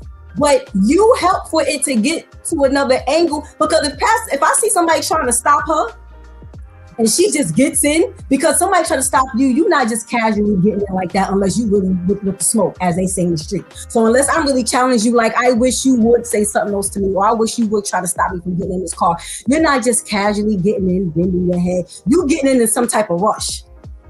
And said, pull off. Right. But now I'm gonna sit here like, oh no, let's see what he has to say. What? No, you should have did that on the outside. Well, I could have locked the doors and let that hostile situation stay out there. I can record from inside with the windows up. So it's like everyone has to understand the role that they're playing. Because I would have got mad had I been a driver. You looked over at me talking about, why didn't you stop? Excuse you? How about I kick you and him out and let y'all continue that on the outside? And I would have finished driving off into the sunset. How about that? No, but I'm thinking that's what I said. I really believe she drove off, because as a woman, can I tell you, there's been a few times I've been followed. I've been driving and been followed. And my mind was, oh, that's all right, because we all head into the precinct. I started driving straight to the point where someone followed me till I got to the corner of my block. And instead of continuing to go straight, I turned. They turned. I turned again. They turned. I said, oh, keep turning with me, because next thing you know, we're going to be in front of the precinct. Yeah, so as a woman, your mind is, I'm going to go where I know there's going to be a bunch of people, not only a bunch of people, but a bunch of people who are supposed to do what they're supposed to do. You know, so it's like we all have to pay attention to the role that we're playing. If you were all that concerned about it, you should have stayed on the outside and made sure that was taken care of before getting in the car. Well, you know, I have to say that's part of where my head went. My head said, when he got in the car, that became dangerous for all of us. Can you really dictate what I do when I feel my life is in danger? It may have started with you, but now he done got brazen enough to get in his car. I'm not gonna, you telling me to pull over. I'm the driver. I don't know if I feel comfortable enough pulling over. So I think we need to also think about the frame of mind that everybody's in at this point, because right now everybody's in danger. That's just the bottom line. So it's a lot to think about. Ladies, thank you so much for your contribution into today's conversation. It's been real. I pray you have a blessed day. You too. Thank you. Thank you. Woo-wee. I tell you, we are consistently running up against dilemmas. You know, we've got I'm looking here at Vivian's stuff. Dilemmas. You know, you got the dilemmas of the nurses. You know, do we come off the picket line because we may not have any health insurance, or we need workplace safety, but because they're threatening us, do we come off, or do we just say, you know what, hey, I got to go back to work, blah, blah, blah. We're talking about Mayor Mamdani. Dilemmas. Who's going to pay this bill? Because these DoorDashers need extra money. They deserve to get an increase. Where does the expense and the responsibility, whose lap does it fall into? We're talking about dilemmas. How do we handle putting our information out there to purchase things, or because we have to conduct some other transaction and we have to put our information out on the web, and now know that now all of us have a breached identity. Now you can get to me and do all kinds of things. And this dilemma of, I'm a real ICE agent and I'm asking you to stop and I'm trying to detain you. You won't get out. You won't stop, but you get in your car. And my dilemma is, do I stay on the outside or do I go on the inside? Well, you opted to go on the inside. And now the dilemma becomes a dilemma because the two primary occupants are now pitted against one another as to what you should do versus what you shouldn't do. Oh my gosh. Every day, all day, we are presented with dilemmas. Do we make it a dilemma? And that's one of the things we talked about here. Do we really make this a dilemma, or do we have the power to create peace? What do we do? How do we make our decisions? How do we make our decisions? Everything comes back to God. Oh my gosh. Everywhere I think, it comes back to God. No matter what we go through, it comes back to God. And even sometimes doing the godly thing won't satisfy the immediate situation. Sometimes we're going to have to wait for God to work that thing out because he wants it to play out in a certain way. So if we think that as Christians, that as soon as we get in a dilemma, we're out of it, and now we all twisted because we're not out of the dilemma, then you don't know much about this journey with God, because the word of God tells us to rejoice during times of trials and tribulations because it endures perseverance. It benefits us because now we can get that perseverance going, that endurance going. We learn to be stronger people. We, in our dilemma, rejoice because God gets to shine. Woo! Woo! There we go. God gets to shine when we do what we're supposed to do. Whether it's an immediate resolution or whether it's something that we've got to wait for, at the end of the day, God gets to shine. And I gave it up when I said this Social Security breach, your number is out there and so forth and so on. And, now everybody's afraid. Oh my God. I don't understand people who are supposed to be Christians who are afraid of everything. Oh my God. Everybody has challenges. Don't misunderstand me. We all have challenges. But as the time goes on in our walk with Christ and God, we are supposed to, our faith should be increased. I have literally seen people go backwards. And I'm like, well, then what? Who are you serving? You're not serving God. Stop calling yourself a Christian. Because when you voice pay attention.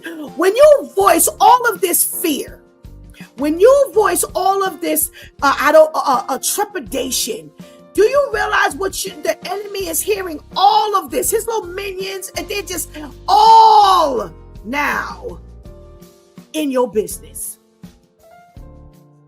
You can't reveal everything to the enemy. People just speak in so much fear and reservation. And I'm saying, okay, well, when do you show the enemy that, you know what, I might be in this pickle right now. I might be in this jam right now. But you know what? At the end of the day, whoa, God's got me. When are we going to show the enemy that we got some fight, that we got some courage, that we got some strength? And even if it's not your very strength, but the strength that comes from God, I can do all things through Christ who strengthened me. We don't have that strength on our own. For those of us who you see that are bolder than others, and listen, we don't get that because I believe I am who I am. No, my faith comes from what God has already done for me. And that's why I tell you, I hear this breach with from the government. I'm like, oh, well, what else is new? What else is new? Because when I got the first notification that someone had tried. And that's why I said, God watches out for you, because you got all these millions of people. And when I got the notification that someone had tried to file a tax return in this particular year, but they didn't think it was me. Whoa, whoa, whoa, whoa. But yet you have so many other people.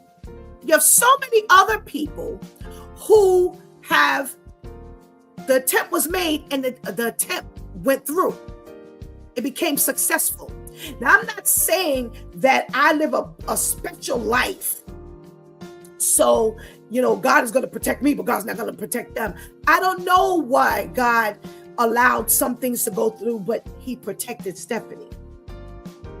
And I wrote back and I said, I called, because they tell you to call, because you got to go through all of these, ways of supposedly identifying who you are. And they were like, okay, here's what we're going to do. And then I turned around the next year and I got somebody tried it again. So I don't know if it was the same person. I don't know if it's somebody new, but now I got this again. And they wrote me again and said, but we don't think it's you. And I called and we went through all of this. And then finally we're like, okay, you know what? Just come in, bring this, bring that, show this, show that, blah, blah, blah. So I went and, they said that, we would put some things into place that when a tax return was filed, I had to do certain things that ensured it was me. Because one thing about IRS, they're going to write you. That's one thing about them. They're not doing everything electronic. They're not calling you on no phone. You know why? Because they're not going to shift your address. They're going to send to the address that they have always known you to be. So that was one of the ways I was cleared, because when they sent the mail, the actual Stephanie was able to get the mail. And they said, okay, this is how we're going to handle this, where we're going to ensure that it is you when you file taxes. So what that meant was, I can't file taxes the way a lot of you can, the way pretty much a whole lot of the rest of the world can, the rest of the nation can. I can't just file electronically and just say, okay, I have to take extra steps.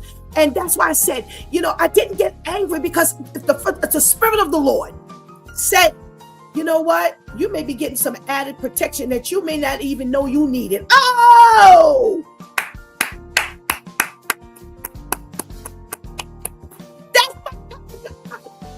That says, you know what, Stephanie? I needed for there to be a breach. But instead of you getting angry, I'm going to add on some extra protection. And yes, you may have to go through some extra steps. But guess what? At the end of the day, you're going to be protected. I wasn't running around, oh my God, I can't believe I can't do nothing online. And I don't want to put information out there. I got to trust God. I have to trust God. Choice, because I've got to live. I'm only going to be 60 years old. God spares my life. I got a whole long way to go. If God wants me to be 95 when he closed my eyes, or 99 when he closed my eyes, I got a whole lot of technology and things that I'm going to have to face. And I can't run through this life always being tripped up, because the enemy has kept me lulled. He has lulled me into a life of fear. That's what we talked about yesterday. It has the enemy lulled you into being the walking dead. And if you live your life in fear, you are the walking dead. You cannot tell people about God, but all you keep doing is complaining about everything. All you keep doing is, I'm scared of this, scared of that. Oh, I don't want to do this. I don't want to. Well, get your boldness, your holy boldness. Your holy boldness, not the boldness that you get on your own, but the boldness that's supported, that's rooted in God. Get it? The only way you're going to live in peace. God says that the peace that you get, I can only give you that peace. Jesus says, the peace that I give, I can only give. I can only give. Man can't give you this. The world can't give you this. Why? Because the world will keep you stirred up and crazy. Worried about everything. Worried about everything. And you know what? Stand on what's right. Because even when you stand on what's right and you might be losing, at the end of the day, you think God is not going to reward you for standing on what's right? So we go back to the the people, the nurses. You know, some said that's wrong. You know, they shouldn't do that. And it may have been. It may have been wrong. But isn't that what we face every day? Wrong? The enemy is the prince of this world. We know God rules and Jesus is king, but the enemy has been given a certain amount of space here to operate. And God, he moves. That chessboard is always going. Ain't no checkers game. It's a chessboard. God is very strategic in what he does and how he does it and when he does what he does. But a lot of this is you. Faith without works is dead. Don't keep singing these songs or how Jesus did brought you out. Jesus did brought me out on Monday and I'm scared on Tuesday. Oh, help me. Help me. Because God is just gnawing and gnawing and gnawing at us. Listen, stand up. Stand up. Stand up for Jesus. Stand up. I need my people. I need my people to stand up. I can't have my people up in the house over in a corner because they're scared to come out the room. They're scared to do this. They're scared to do that. A lot of the stuff is here.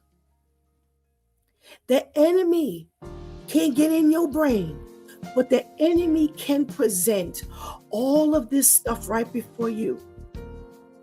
Stop watching all the stupid news. Stop. Stop. There are people that watch news day in, day out. Stop. If you're a fearful person, the last thing you need to be doing is babysitting the news, and maybe you need to be reading your Bible a little bit more. Stop paying attention to this news as much and listen to let the Bible, walk around your house and let them read the Bible to you. You just might hear something on Tuesday. What are we paying? What is feeding? Oh, what's feeding us? What are we allowed to, what are we taking in? What are we taking in? What are we taking in? Sometimes it's better that the house is silent than for you to be playing this news and stuff all the time. If you don't find yourself getting any stronger in the Lord, but you know all the news stories, you know all the latest rap songs, you know all the hip hop songs, you know all the R&B songs, you know all the commercials, you know all the stuff that's going on in this world, but your faith level is in the toilet, then I think you need to shift gear. That's what God is saying to you today. All this stuff that Stephanie is spewing, this ain't got nothing to do with Stephanie. Because I don't walk around in no fear. Listen, it is what it is. God, you on this one, because I can't do nothing about it. I didn't went as far as I can. I'm going to have to trust you here. I can't do no more. That's what God needs from his people. He cannot rely on the non-believers to stand up for him, because it's not built on any foundation. Because there's the parable that talks about when the ground is not what it needs to be, the foundation is not what it needs to be, and you're not who you need to be.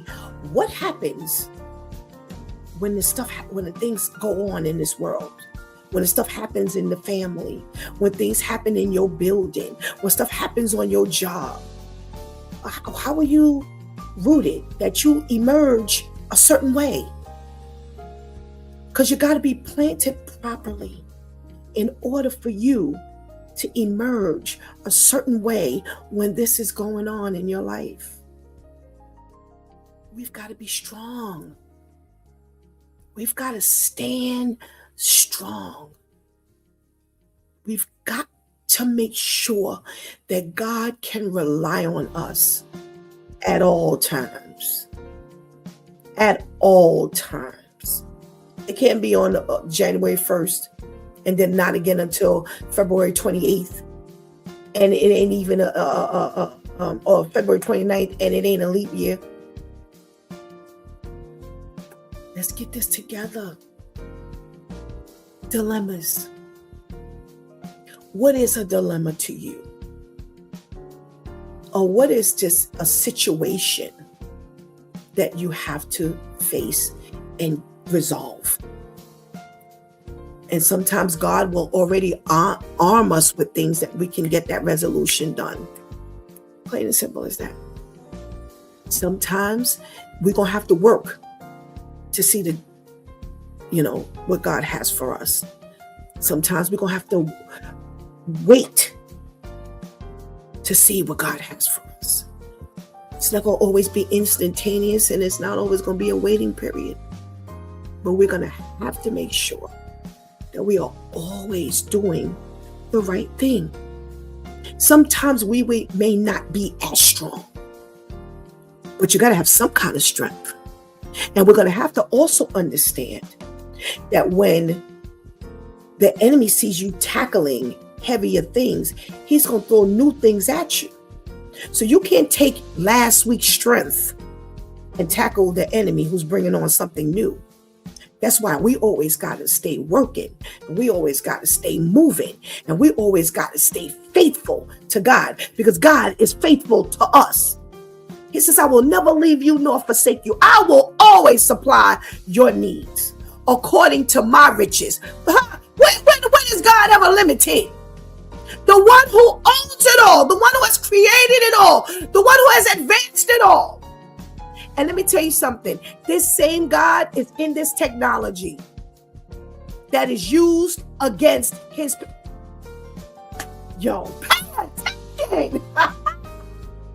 That new technology has been advanced by God. It is taking God to give the brain power and the ingenuity to make the technology and to push it where it's going. But what is man doing with it? And who is it being used against?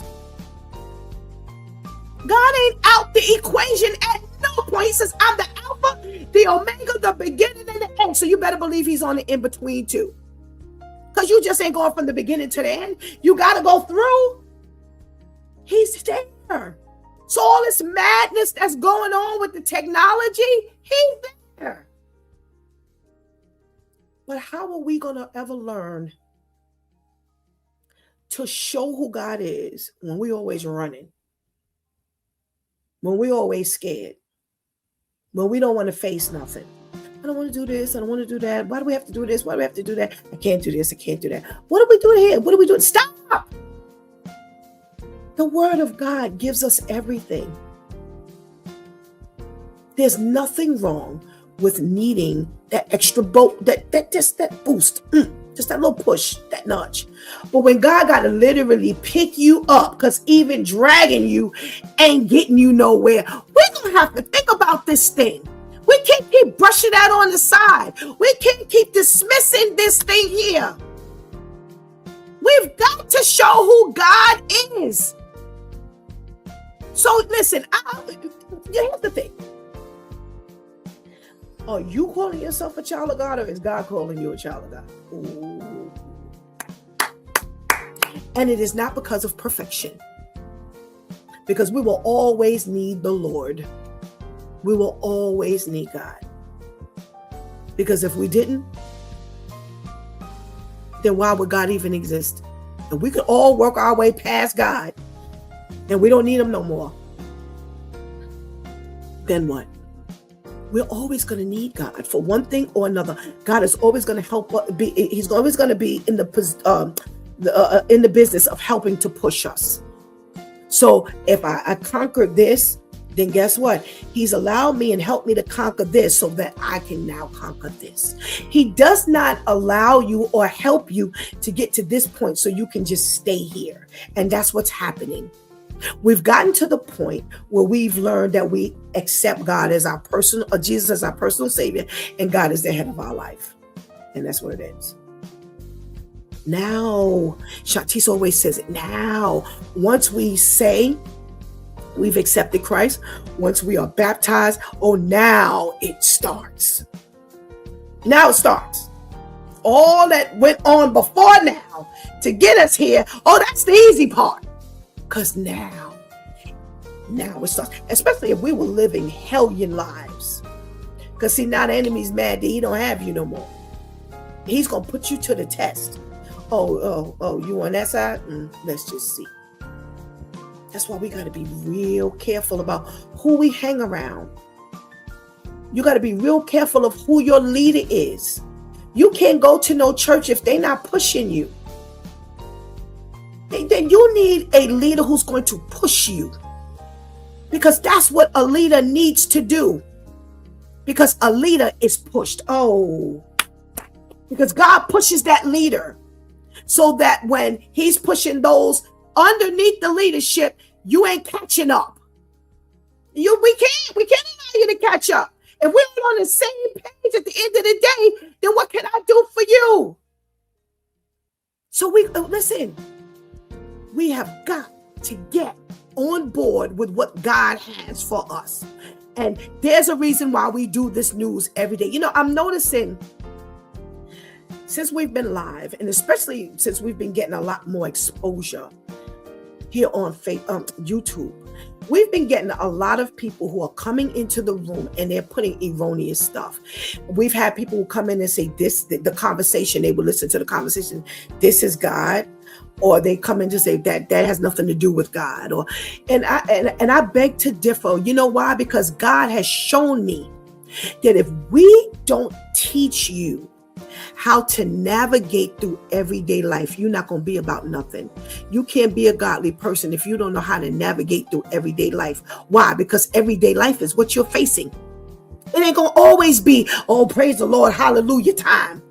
It's not always going to be I'm blessed and highly favored time. When your penny is a penny and you ain't got nothing above that penny, you're not basically walking around talking about, yes, I'm blessed and highly favored. Because all you're looking at is that penny in that bank account. You are not, even if inside, you are like, okay, God, I know you're gonna flip this penny. It's gonna be $1, and then that $1 gonna be 10, and that 10 gonna be 100, and 100 gonna be 1,000. You might be going through all of that, but guess what?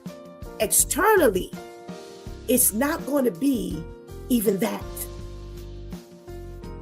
And all of that, I'm blessed and highly favored. A lot of times people are really going through some things and they got to just feel like they got to speak their way through this thing here.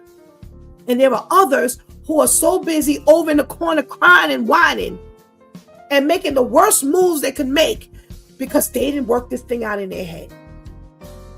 And God is not getting any shine here. Everything we do is for the glory of God. Everything we do. Once we declare that God is the head of our life, everything we do needs to acknowledge God and show who God is. Everything.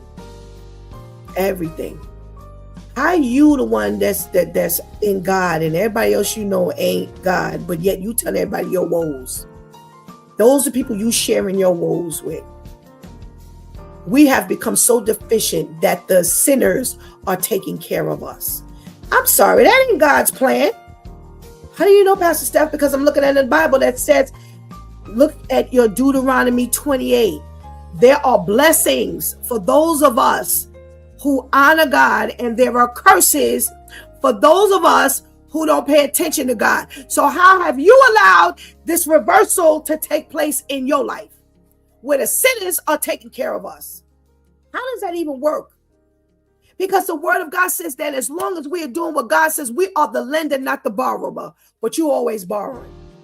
Now, we're not talking about a time. Let me make sure you understand that I understand how this thing called life works. There will be times where we will drop. And then we have to be built up. And yes, God sent the ravens to feed Elijah. However, you are not going to be that way across the board. You are not going to be that way across the board. And most times it's happening because we're not doing what we're supposed to do. We don't have the confidence to do what we're supposed to do. We're too busy living in fear that we don't do what we need to do. And now we are eating that consequence much longer than that little small period of time was supposed to be. We've now pushed it, instead of it being 4-5 months, now we done pushed it to 4-5 years. And now always showing the non-believers is that I got and you don't. And can I tell you something? Do you know how many times that comment has been made to me? Do you know how many times that comment has been made to me? And I say to myself, and look at God. Look at how God is displayed here. How can you possibly now go back, whoever that somebody is, and say, well, you know, God is good. But you always looking to me for something. How good is your God? That's why people don't feel like they need God. Because look at how deficient we Christian people are in the eyes of man. Where most people are not serving God at all. Most people are not going to church. But boy, they living it up and you over in the corner. Because you won't do nothing. Because everything scares you. Because you shaking and shivering over everything. Yes, we've got to. This is why it is so important that we do what we need to do so that God can build us up. And he can put us up on that pedestal and say, look what I've done. He says, I've taken a whole lot away from man so that man does not take credit for what I do. Because he knows that if it were left to people, they would need God because God don't do nothing for you. God don't exist. How great is this God that you walking with your mouth hanging out your head because you hungry, you penniless, you can't do this, you can't do that. Everything you are being taken care of from every raven you know. You're begging and borrowing, and that's not. I don't care what anyone says. I am reading a Bible that is speaking against all of this. And listen to me. This is not to chastise you. God is saying, I'm not chastising you right now. Not here. I don't know what you're doing after this is over. He says, right now, I need you to become aware. I need you to think. I need you to go into this differently. I need you to assess your life. Because other people are assessing you. So I need you to assess your life. I need you to come to me and I need you to listen to me. I don't need you to come to me, but yet you are doing your own stuff. I need you to come to me, get that assessment. Let me show you your life. I'm going to send those who need to speak to you. Because see, there's a separation here. You're not listening to me. So maybe you'll listen to somebody you're looking at. And now you can look and see like, wow, you know, am I really trusting God? Am I really holding on when I should be holding on? Am I letting go when I should be letting go? Am I somewhere in between because I'm so confused and, you know, I'm doing this and I'm doing that? What am I really showing people? How great God is. I can't keep saying God is great, but my life is not reflecting how great God is. Yes, we will struggle. We will struggle. We will all struggle with, every one of us will struggle with something. But the greater part of our life has to show who God is. We can't let people see the struggle and the greatness is this big. It needs to be reversed. Where they could say, you know what? They got a little struggle going on, but you know what? They doing all right. Even if they don't say it's God. But when you're now preaching to them, when you're now giving people your testimony, now when you're talking about God to people, they're drawn in because they're looking and saying, well, that life is depicting exactly what he or she is talking about. Can they say that about you? Can they say that your dilemmas are weighing you down so much that God is not being displayed in your life at all? Can people really look at your life and say, I'm a Christian? Because as much as we may not think it's important, it is important. Why? How do you know, Pastor Steph? Because the word of God says, let Jesus's light show in you so that the world may see. Oh, trust me, I got a scripture for everything I say. I don't come to you baseless. That confidence is only confidence because I've read it. And even if it doesn't say it exactly, don't use drugs. There are scriptures that I can show you that the Lord does not intend for us to tear our body up using drugs. But I got something. I have something that shows you everything that I'm saying to you today. Don't let your situations become dilemmas, because you will always have situations. Every day, in and out, we'll have situations. We'll have things that come up, whether we are a part of it or if it has come from a domino effect of something else that we have nothing to do with. No matter how much you didn't train your child to, be responsible, they're not responsible, and now that comes floating into your pocket. Happens all the time as parent. Happens all the time. We're successful. We teach our children to be successful, and they out there all twisted. Mommy, mom, pop, I just need to borrow a couple dollars. And they know you got a good job. It's like, yo, I taught you how to balance. I even said, come over here, I'll help you.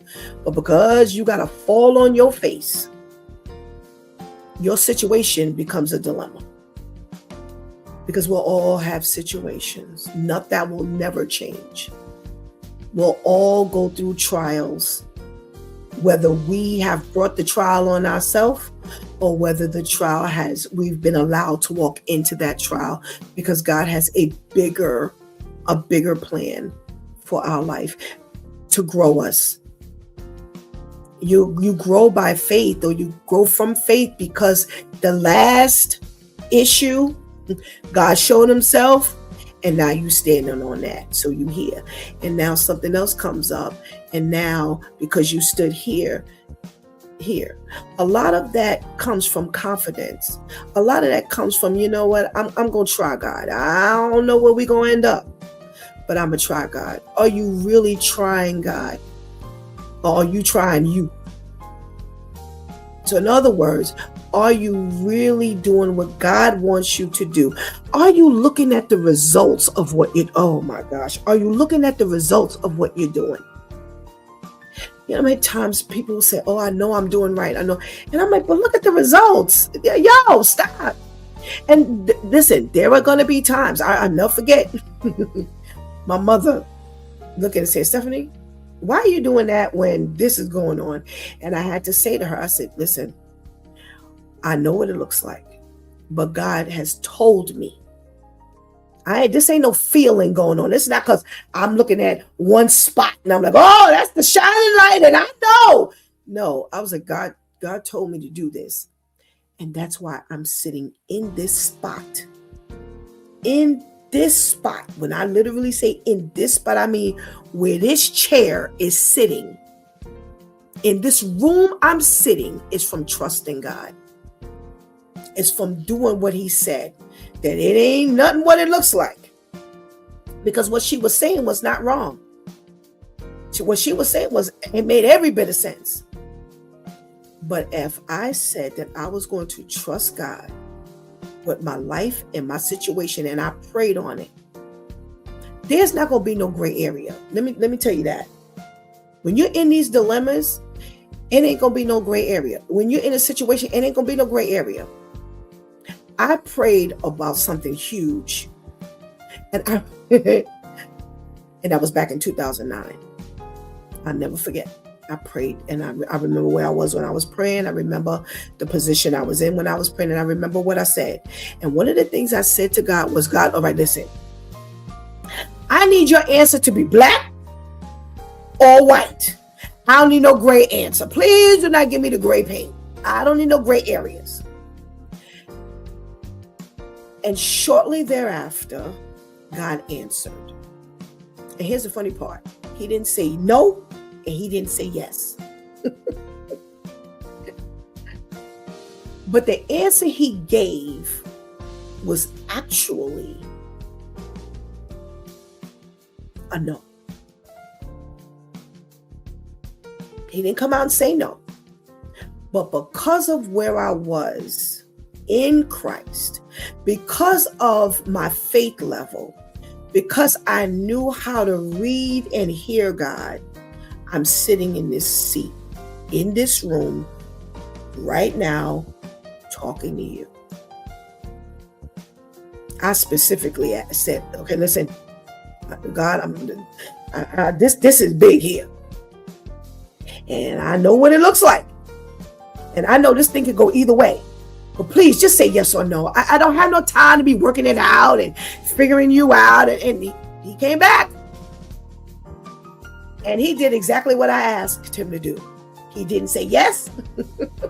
He didn't say no. But the answer he gave was a resounding no. And because I listened and my relationship with God, that was not no, oh, what am I going to do? I'm sitting in this seat talking to you right now. In this very spot, talking to you right now.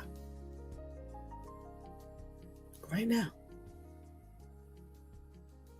That's because I did not allow the situation to become a dilemma. And I'm not bragging.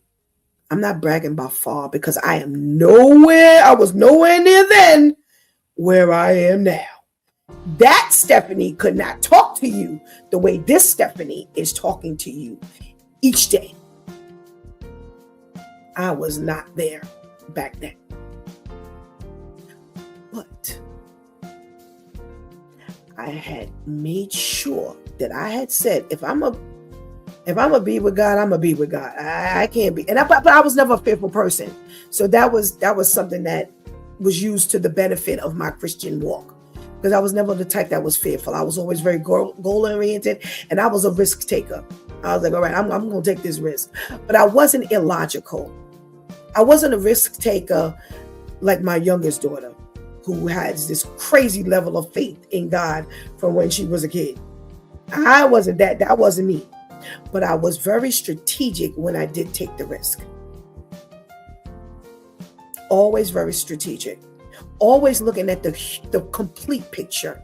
I never zoned in on one thing and, okay, that was going to be the world, because I understood the risk of, if that's wrong, then I'm going down.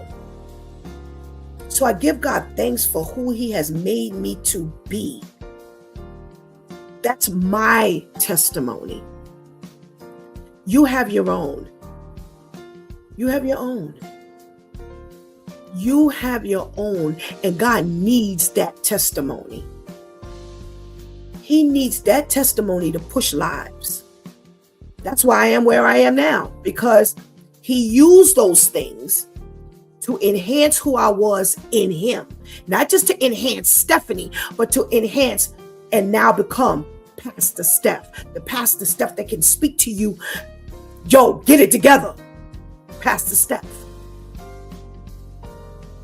How can he use you? Is he going to use your situation to bless other lives? Or are you going to allow that situation to become a dilemma? And now you going down, everybody else around you going down. Because you shine no light in all of your chaos. In all of your doubting God, you can't help to build anything. Every word you say falls dead. May not feel that way, may not sound that way, but you ain't building up nobody. The word of God says that we are to go out and disciple. How can you get that done when your confidence level is in the toilet? When every move you make is questionable? When everything you do have no great results? And everybody's looking at you going, well, what in the world is happening here? Is that you? If that's you, then that's a problem. Let's get this together, and we can go on this journey together. We can go on this journey together. I'm here with you. I'm here with you. Why do you think I'm here? I'm here with you. You're not alone. And let me tell you something, whether it was Pastor Steph or someone else, God has got your support system there. But be careful of how you rely on them to be the support system. Because we all need some level of support. We all need somebody that we can call, that we can hear from, that is giving us a word from God. It is not just them. Some people will give you, a good word of advice because they've been through some things, and God is using them to help you. But you've got situations where people are telling you and advising you. How are you asking for advice, but you never taking the advice? What is that? Oh, God told me to call you. And yet 5 years later, you looking around and you're like, well, what happened? How come you're not doing any better? Now, I'm sorry from the advice that I gave and the advice that I took. But you ain't moved. Yo, this thing ain't no rocket science tree. Trust me when I tell you. If all you see are the results of nothing, your results are nothing, then you ain't got no choice but to try God, because trying God ain't gonna get you no worse results than you got now. You need to just utilize what God has given and make it work. Make it work, because everything that God gives you will work. So why I say make it work is not because it doesn't have the potential to work, and now you got to make it work like that. But how many times have people said that they're using God's tools, but you're falling dead? That's because it's not really God that you're using. Whatever God is giving you, you've got to take the wisdom of God and utilize that wisdom to make God's things work. Because he's already given you the knowledge. Now the wisdom is what you do with the knowledge. How you gonna make this work? God gives you $1 million. Why do you think sometimes people will hit the lotto and they broke? That's because what they got, they didn't use it properly. They didn't make it work for them. So I'm not saying that's God, but what I'm saying is I'm using it as an example. That's the same thing. God gives us $1 million. Whether it's in property or family or a job, it could be $1 million of something, anything. But yet when we get it in our hands, how have poor people become rich, but the rich can't stay rich? Oh, are you paying attention? You've had people who start from nothing, and it has amassed to, greatness. And you've got people who get $1 million in their hand, and in the year they broke, busted, and poor. What are we doing? That's God. That's how we do God. God does everything for us, and yet we can't utilize it properly. So we end up broke, busted, and poor. We end up the walking dead. We here, but we're the walking dead. Is that where you want to be? No, I'm sure the answer is a resounding no. But that means that we've got to do things the right way. And I got to tell you, it ain't that hard to do it the right way. Excuse me, it's not. This whole thing is, there's no manual. Oh, yeah, there is. There's not a manual. Oh, yeah, there is. It's called the Bible. And the Bible will never steer you wrong. The Bible will never steer you wrong. You cannot work and weave your way in and out the Bible. You can't do things, on this for this verse, and then when it comes to this verse, you can't pay it no mind. You can't testify to this parable, but this parable, it just won't work for you. You've got to take that one book and you've got to utilize from Genesis all the way to Revelation. Make it work for you. You will not go wrong. You've been watching It's Due Time with Pastor Steph. Join us Monday through Friday from 7 a.m. to 9 a.m. where we discuss matters of the heart, mind, and spirit. As you go through your day, be sure to set your mind on things that are above, not on things that are on the earth. They will only serve as a distraction. Remember, prayer changes things. It's Pastor Steph signing off, and I want to thank my Due Time crew, the ladies, for always coming through big time. Thank you for hanging out with us and helping us keep that chat room alive and helping us do what we do.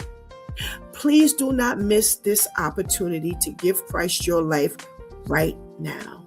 Please do not miss this opportunity that if you have given your life to the Lord, strengthen that relationship with him right now, because later is not promised to any of us.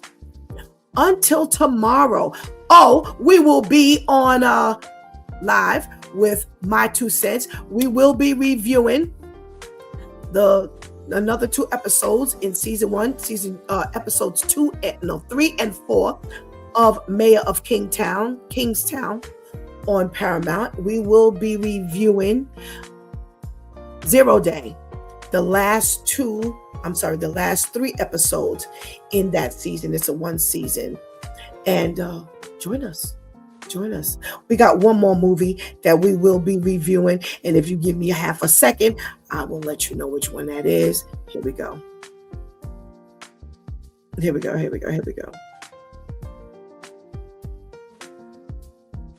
One battle after another.